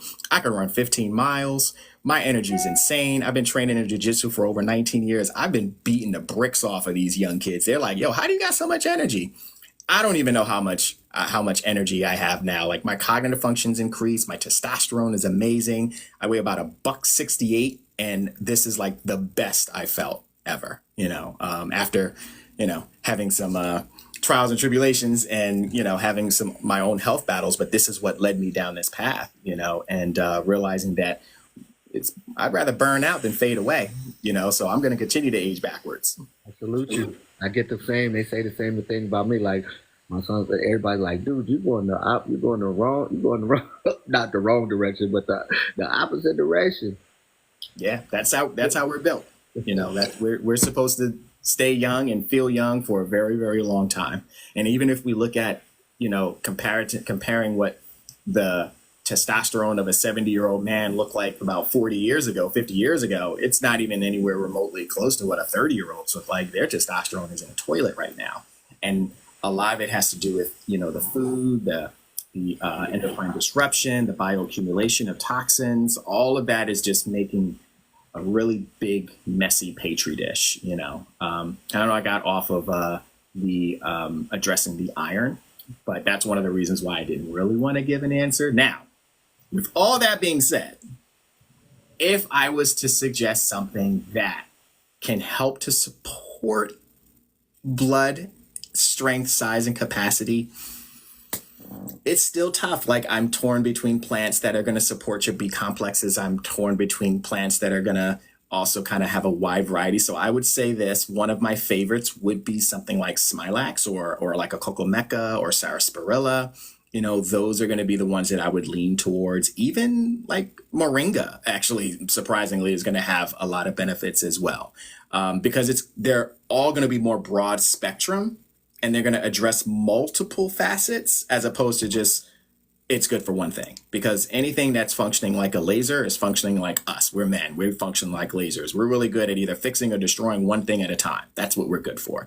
But healing and nurturing that's a holistic, that's a woman, okay? And your brains they function in that way. So it's looking at multiple different facets all at the same time to come up with a good answer, so I would choose plants that are going to be addressing multiple things if I was going to start somewhere, but definitely find a place or someone to work with, who's knowledgeable, like anyone on the panel, who can help you dig a little deeper as to what's actually going on with the body. Before we go, because she said we got 20 minutes, I looked in live. Dr. Renata, what do you specialize in? Everything. No, I'm just joking. I usually start with no. So basically, I take it from a point of stress and trauma, and that's where I usually start in stressing. And then I go out from there because I've dealt with just about everything. So stress really deals with everything. It deals with your hormones. It deals with your lung function. It deals with your body function. So that's what I basically go. The reason why I ask is, and I'm gonna be quick because I know sis is trying to get off of here, and I don't want to talk over her what she's trying to do. But I do a show dedicated to women of color. I don't do it on TikTok. It's on Amazon Music, Spotify, YouTube, and I'm booked like for the next like couple months. But I would love to get you on the show to talk about the things that you're talking about today. So if I can email you, if you have an email, I can email you a few episodes of the show to see if it's something you would want to be a part of, and if so, I'd love to get you on the podcast. Okay, you can DM me. All right, cool. I just was going to say, somebody mentioned about sarcoidosis, and I think that it falls in the realm of the conversation with anemia, because there's so many moving parts to sarcoidosis. Like, I don't think there's one herb or a couple of sets of herbs that one person could say, because everybody could have a different reason of what they want to find out for the sarcoidosis. So kind of what Herb just said, kind of maybe partner up with somebody that you feel like would be able to kind of dig a little deeper, because it's kind of a broad, it's very broad to just to throw out a couple of herbs when we kind of don't know. So you do wellness, Tashi? You specialize in wellness as well? So I'm the combination lady on the panel because I'm a nurse, and so I look at it. I'm still on both sides. Well, I felt like I kind of overlooked you. I just seen the doctor in front of Renata, so I'm like, wait a minute, I can't overlook sis. She's No. You're okay. So I look at more. I look at, because I'm a nurse. I look at the function of the body and those things, and then I combine my education of what I kind of self-taught myself and listening to some other great people with what can help with some herbs. But I like to keep it very broad. And if I'm going to work with a person, I would like to kind of really not throw it out here, because something so specific as some conditions, it's a lot more. It's a lot of moving parts to just give out, one particular. So are you a I'm a PharmD. student of Dr. Sebi? What's your opinion? Anybody, what's your guys' opinion of Dr. Sebi? Rest in peace. I agree with some parts of it. I love his work. I don't agree with the interpretation of some of his work. Yeah. Others that have taken his foundation and kind of,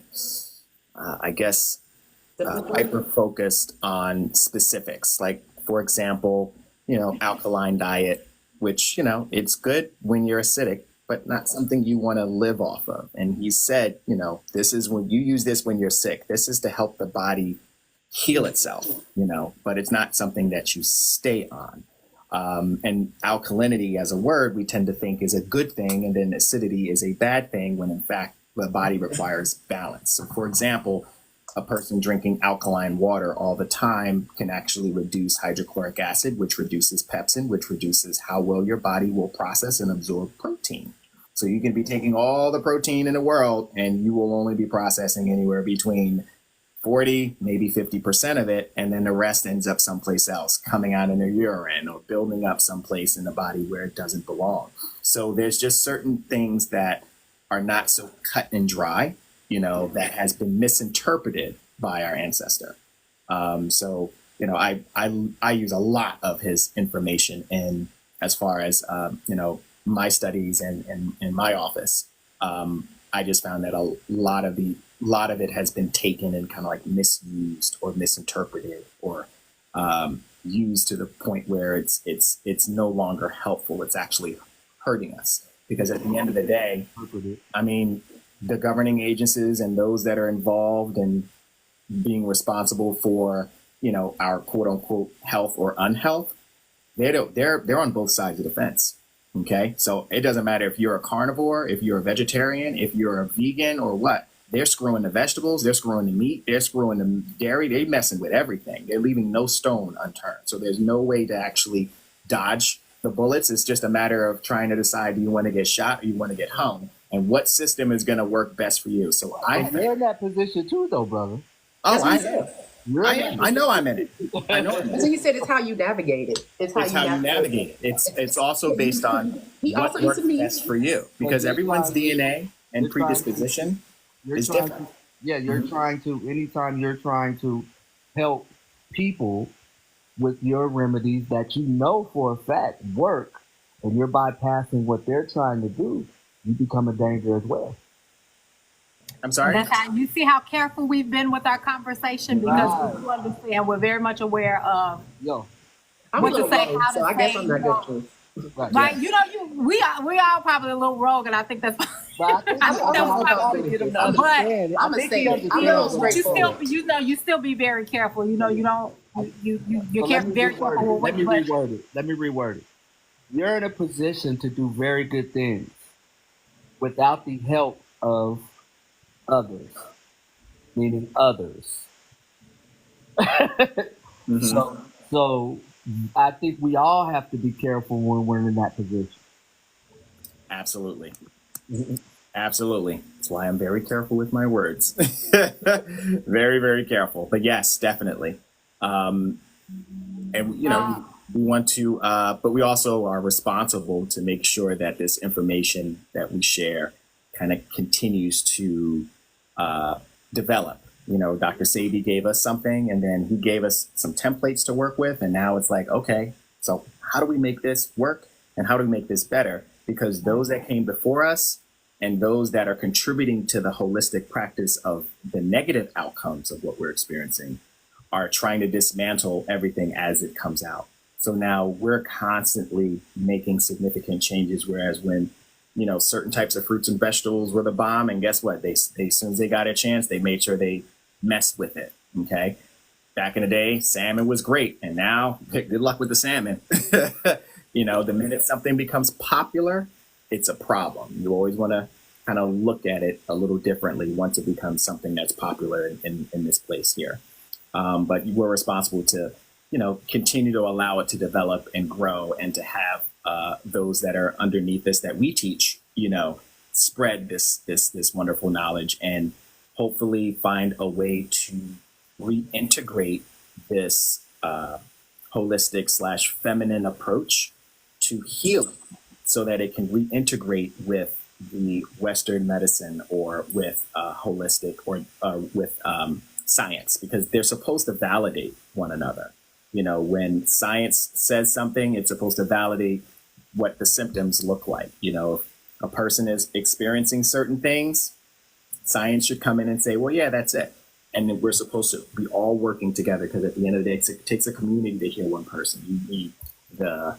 You might need the radiologist, you're going to need the pharmacist, you're going to need the clinical herbalist, you need the holistic person, you need the therapist, you need the LCSW, may need the art, you need the A entire collaborative team that they always talk about. Right, you need the entire team. And certain parts of the team, because of the way parts of Western medicine was established, they can never get away from, you know, how it functions. Because when you look at the AMA started off as a union to protect the interest of specific groups of people, as well as their money, because that's what a union does. It protects money. So in order to protect their money, they had to get rid of, You better be careful. You told You me know, to be careful. they had to get rid of, you know. You're walking a thin line right now. Tashi's not posting this. I'm careful. But yeah, they had to protect their money. So they had to get rid of some things or some groups of people. And that's where, you know, we have this expression of who we are as far as how we represent, you know, holistic practice. You know, why I always represent Dr. Renata. She's a road. Ivy is more of a holistic practitioner. I wish she was not at work, because this would have been more up her alley. I'm more of a gym guy, go run like you. Like I can go run 6, 7, 10 miles. Like I could do that. She's more of a holistic. So if I tell her I'm not feeling well, she's gonna throw some teas together. She about that life. So she could have been more. She would have been more of a person to be involved in this conversation. But it was good for me. Ellen, so if she's on here, we do Watch kind it of do probably these from every work. couple of weeks. Yeah. Every couple of weeks, we kind of switch up everybody's platform. So I would recommend that if you didn't follow everybody, I'm sure you did, did. I but followed to follow. And if we try to stick to a Tuesday, so I don't know if White works on a Tuesday. And if I got a But- question, I'm gonna just hit, like if we're trying to get something, or if we don't feel well or something, we'll just hit Herb up, or I'll hit Doctor. But I want to get Doctor on the show, and then if I got something to say, I'll be like, hey Herb. I mean, I know intelligence. I'm not, you know, my my my shit work real well up here. So if I got something to ask, I'll just hit my brother in his inbox and say, "Hey, bro, what you think about this?" So we had two more questions. Somebody asked about some good liver cleaning products, not products. I don't know if they're saying herbs or They said herbs. I think it was. a liver cleanser herb, and a parasite cleanse. Oh, what about the viral support? There you go. That's on y'all. You know, that's on y'all. Wait, they That's all. said, That's all herb because parasites. yeah. It's So like right on time. okay, so I actually, I already know he got a formula already. I got a lot of formulas. So I have on my website a parasite tincture that supports, the body in dealing with parasites. It's just a, bunch of plants, they don't do anything. But I also, in the winter season, when we're going to start to notice parasite activity, because parasites have cycles too, and oftentimes we get away from what nature tells us. Nature's always giving us signs and telling us what to do without us realizing that that's what we're supposed to do. So as the fall season approaches, we start to notice the plants start to die off. So our abundance of fruits and vegetables start to disappear, okay, naturally. All right, now we may still have access, but for the most part, most of them disappear.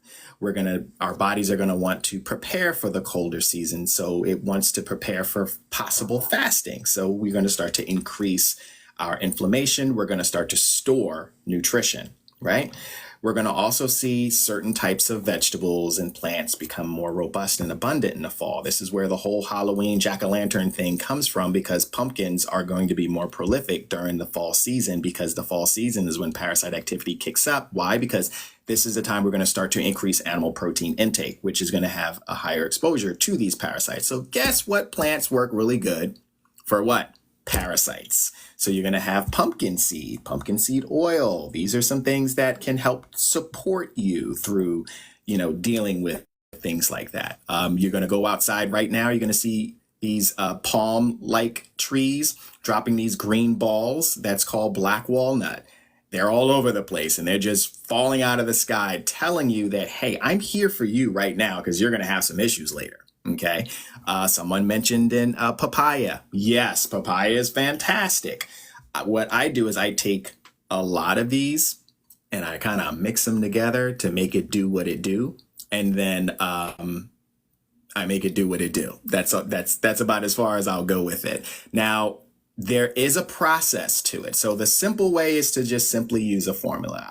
I've never been a simple kind of guy. I have to keep digging until there's nothing else to dig. So I've been digging for years. And I actually run a yearly parasite cleanse. So I detox myself twice from parasites, and then I lead a large group, which is my HK community, and we all get rid of them. And then sometimes we even share the pictures. It's like, yo, what's this, Jay? And I'm like, oh, that's a hematode. Look at the Scorlax on that thing. Like, you can see what's coming out, because people like to see their results. And when you produce something, you're like, well, that was there and it's not there anymore. It's floating in here. So we take the body through a process, and then we learn what that process is, because sometimes healing becomes so linear to us that we forget the body's like a petri dish. We want to make sure we put the body in an environment that is conducive to releasing and letting go of things, because there will be emotional ties to a colonic, a stone that could be sitting in your transverse colon, giving you grief that you will not let go of until you deal with the emotion connected to it, because that emotion is holding on to that parasite. And parasites, we know, can monitor what? Neurotransmitters. They think and feel and have emotions, and we call them entities in and of themselves. So they are not beyond controlling receptors in your tongue to make you eat the things that they want you to eat, which is why we tend to think discipline is everything. But the reality is, the bugs that lives within us, they're the ones who are driving this car. Okay, so during this yearly detox, and usually it occurs around February, I never give the dates until after I can see what the gravitational pull of the moon looks like, because that's going to have a direct effect on its success. But generally, we do it around February-ish. Okay, so we'll be having one in February of next year, and then my final seasonal detox this year will be in November, in that small little pocket between Diwali and Thanksgiving. But that's where I teach a lot more about parasites and what they do in the body, how we can maintain them, and how to know what to look for. And especially in regards to the symptoms, like a lot of things like, people having TMJ, clenching your teeth at night when you wake up in the middle of the night between hours of like 2 and 4, and you don't know why. If you notice that there's some itchiness someplace when you wake up in the middle of the night, that's some strong signs of activity. You find yourself flipping your pillow in the middle of the night when you're constantly drooling all the time and the pillow's cold and you're like, what's this? And you have to flip your pillow. That can be a strong sign. We're not sure without testing, obviously. But if it looks like a duck, it walks like a duck, and it talks like a duck, then chances are it's probably a duck. So we just address it holistically. And then we take us through a process that can address the who, what, when, where, why, and how, as well as, the physiological, the mental, the spiritual. Tashi, I got a question for Tashi. So whenever I do my podcast, I send my guests the questions 2 weeks prior. So next time you do your thing, can you have Dr. Renata and Herbs by Herb send us them big words so we know the definitions before you do it?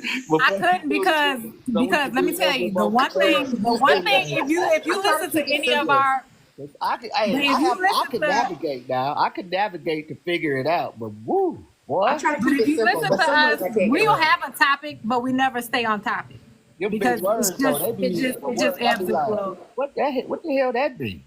It's all working for your greater good. That's all you need to write know. this down, so I'll be more prepared next time. I ain't scared. That's why when I do my show, I give them the question 2 weeks before. I'm like, boy, I gotta be prepared for this for y'all show, cause boy, y'all say some words. I ain't mad at you though. I'll be prepared next time. Well, I'm taking notes.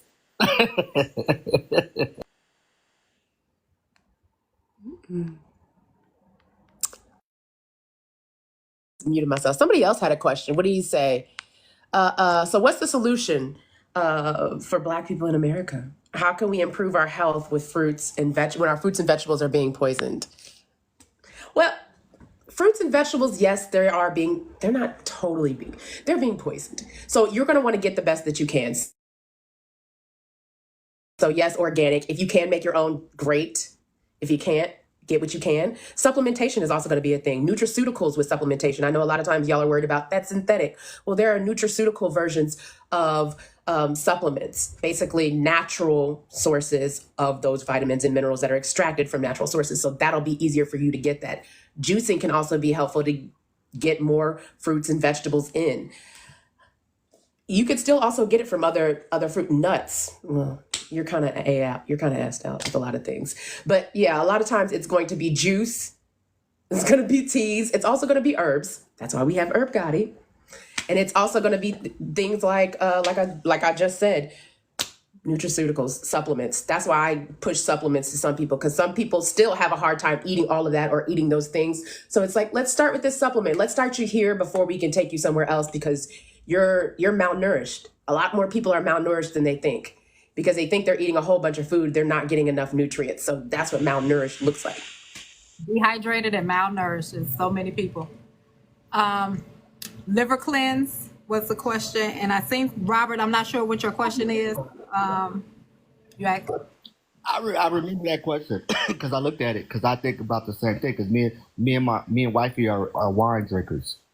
So he was asking about what herbs or anything you can do to cleanse the liver. I remember that question. I was watching it specifically because it reminded me, because we're wine drinkers, we consume a lot of wine, if not daily, but every other day. That's our thing, to come chill, drink some wine, cook some food. So he was asking about how can you cleanse the liver. So milk thistle, that should be your it's quick and easy to get. It's probably your best friend. Hydrate. Just some good Milled water. chia seeds. Chia seeds. About 2 tablespoons of milled chia seeds. After you drinking, that's gonna give you the omegas, the antioxidants. It's gonna give you the alpha lipoprolic. It's gonna give you all the things that you need and the fiber to help cleanse that liver. Cruciferous vegetables also, simple things like that. Dandelion. You'll see more of it now in the fall and winter. You'll see fresh dandelion. Go ahead. What kind of vegetables is? Cruciferous. So cruciferous vegetables are going to be your broccoli, your cauliflower, Brussels sprouts, Okay. bok choy, kale. All right. Now I understand. We got that in the house. There you go. Urban, I think this was for you. They said if they were to do the parasite cleanse, do they need to be off work? Oh no, most of us we're still moving and grooving as we're cleansing. And what's usually interesting is less becomes more. So I usually have to fight with some of my clients because they start to experience such increases in energy that they want to test out the hardware, so to speak. And it's like, nah, we gotta wait. Let's wait till we finish everything, and then you can go out and see what happens. Because when I did my very first one, and there are going to be, well, I should say this, there are going to be moments where you don't want to trust the fart, and I remind my clients, don't trust the fart. Okay.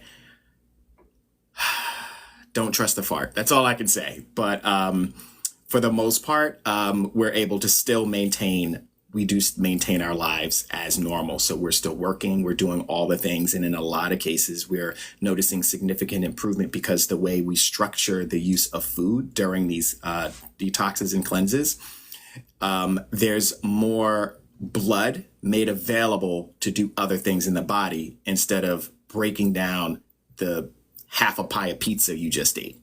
Because remember, if your lymphatic system, 70% of it sits in your stomach, then 70% of your blood's going to go there depending upon what you eat. And that's where the itis comes from, because the blood drains out of the head and then we go, yeah, that was a good meal. That necessarily doesn't mean it was a good meal if you get the itis. We're supposed to get energy from food, which means our body should be responding to it in a positive way. It's like, yes, we got fuel. Instead, we're getting the opposite result.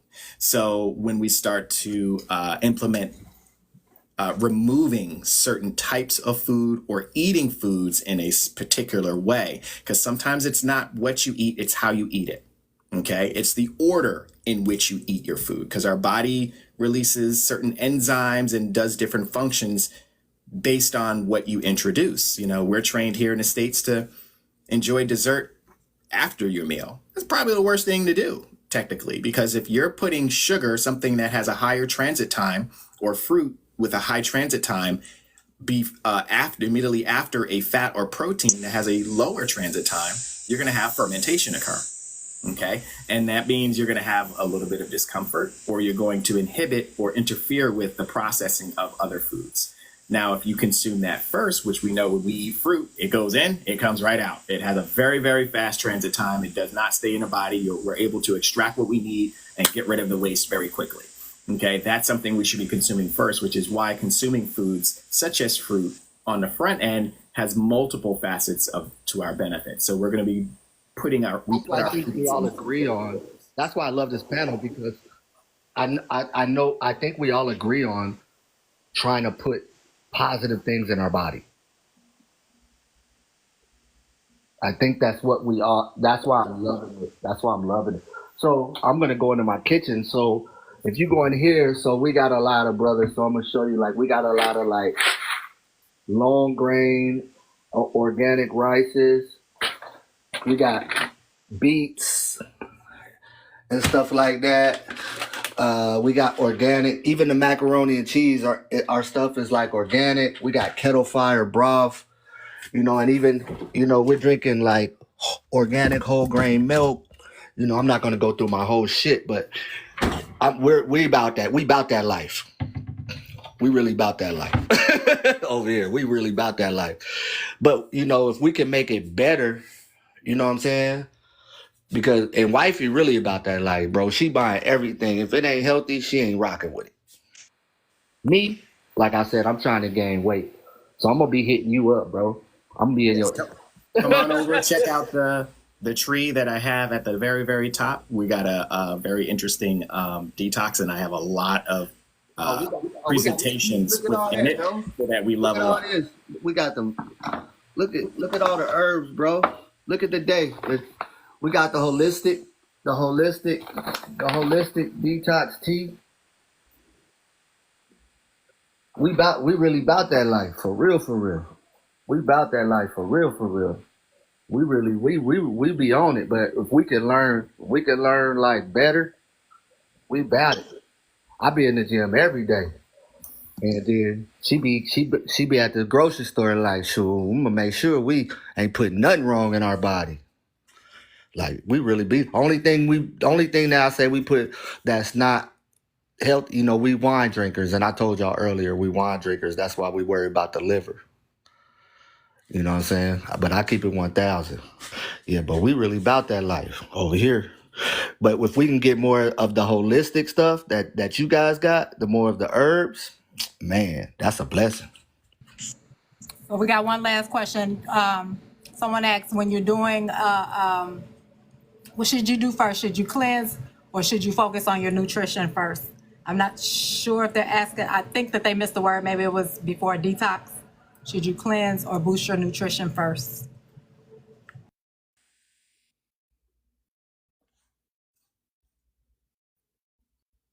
You took your mic off. So I'm going to say that all depends. You are going to have to see, especially doing an assessment, seeing what does your nourishment look like, because a lot of us think we're nourished and we're not really nourished. We don't have enough of B vitamins, enough of magnesium, enough of a lot of the nutrients that we're needing when you're going to need during a cleanse, because you want to first balance yourself out and get to that point of having enough nourishment first before you even cleanse. Because if you cleanse and you eating some diet and you're eating a diet like a client of mine, she was eating a diet. What was she eating? For your food type, what's the for your blood type? Dr. Blood D'Adamo's type. blood type And then diet. she like cleansed, and she was like, I got it in the hospital. Because what happens is if your nourishment and you're off balance with your nourishment, because we think we are, because we're up and walking around, we're doing everyday things, we think our nourishment is okay and it might be sufficient enough for cleansing. Go look at that. Look at get an assessment to see what your nourishment will be, what your nourishment is before you start detoxing. And Herb Gotti's most likely going to do that, and I will most likely do that. Look at what is your body looking like first, so that we can get it up. And most likely, he's probably going to nourish you and kind of cleanse you at the same time, depending on how far down you are.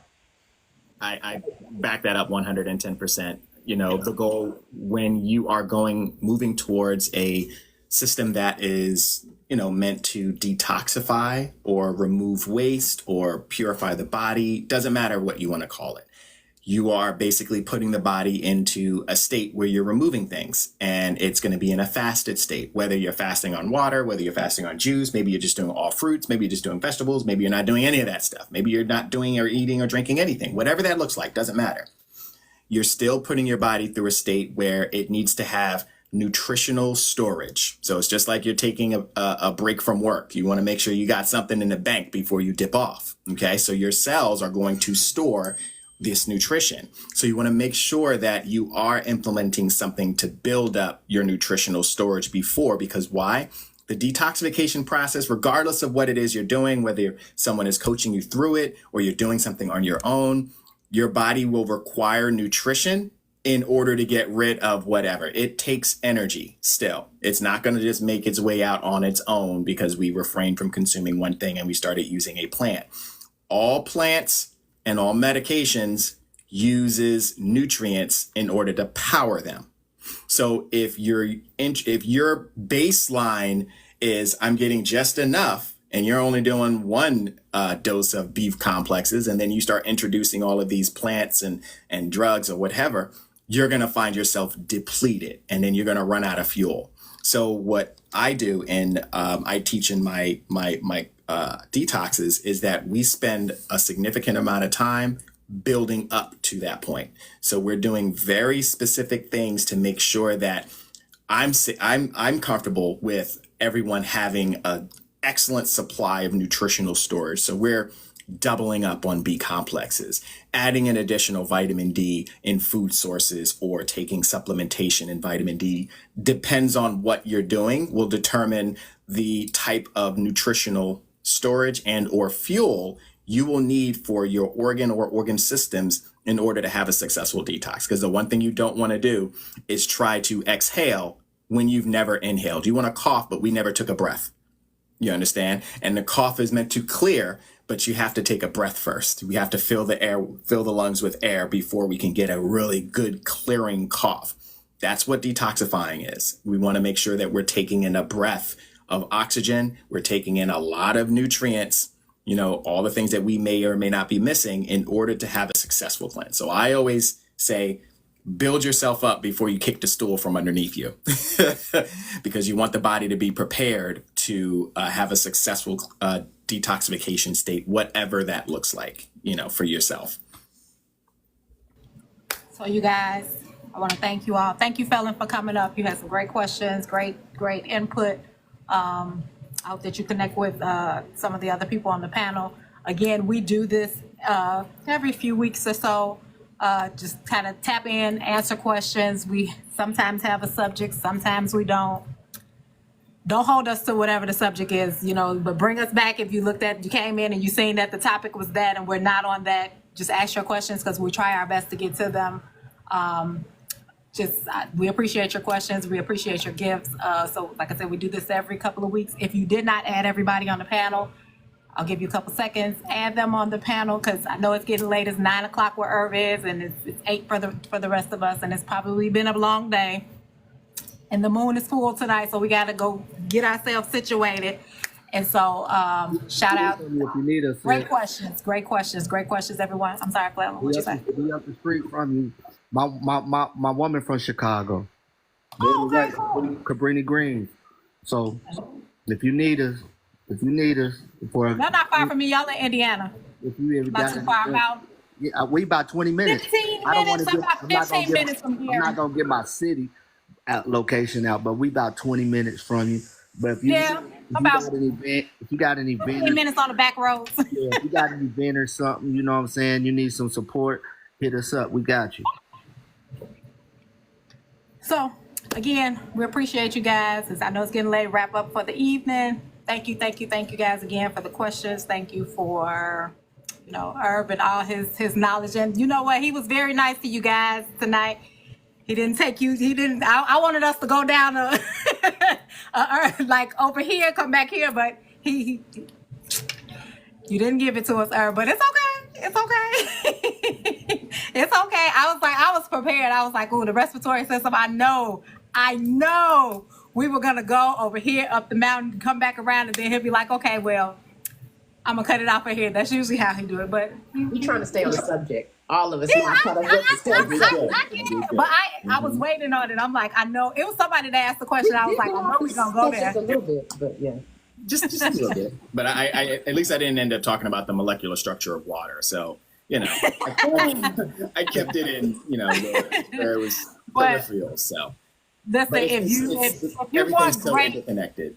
right? I was about to say, and if you want great, amazing videos to listen to, just to get a wealth of knowledge and still entertaining, still something that can capture, because a lot of us need entertainment. We can't just sit and not have a little bit of entertainment. Our videos are the bomb. I'm not saying it just because we're mutuals. They are the bomb. They'll keep you entertained. They'll get your mind going. I can sit here and watch them, write notes, and go back and do my own research. So I implore you guys to do that. Dr. Renata as well. She's on here 3 days a week? Yeah, 3 days a week, at least Monday, Wednesday, Friday. I'll be back here. Monday, Wednesday, and Friday. Just kind of spitballing questions that we throw at her on the live, and she's answering questions. She's going to provide you with a wealth of knowledge. Those little boxes that they have at the top of their screen. Click their picture and see what's in their bios that can offer you something. If you feel like what you heard today is something that you can utilize and you want more information. And if you follow me, you all know I'm always fitting to something. I'm gonna throw a herb up there. I'm gonna throw something as it relates to the Western and the holistic side. And as always, my DMs are always open, and I try my best to answer them as soon as I can. But Follow me back, y'all. Mr. Herb and Doctor, follow me back. I'm gonna go show y'all page some love immediately. Okay. so we want them to get the rest of their night going. We don't want to hold everybody too long. So thank you all for the follows again. And we will announce when we'll be back because, we have to look at everybody's calendar to see, but we do try to not let too much time pass and come back and do it evening. Like I said, typically a Tuesday, and you'll know whose page it's going to be on. So watch our pages for the announcement to come out. And if nothing else, you all have a fabulous rest of your Tuesday. Go chill out, rest your brains, take your nice bath, chill out, and just kind of absorb some of the information that you received tonight. All right, you guys. Peace. Bye. Get out, everyone.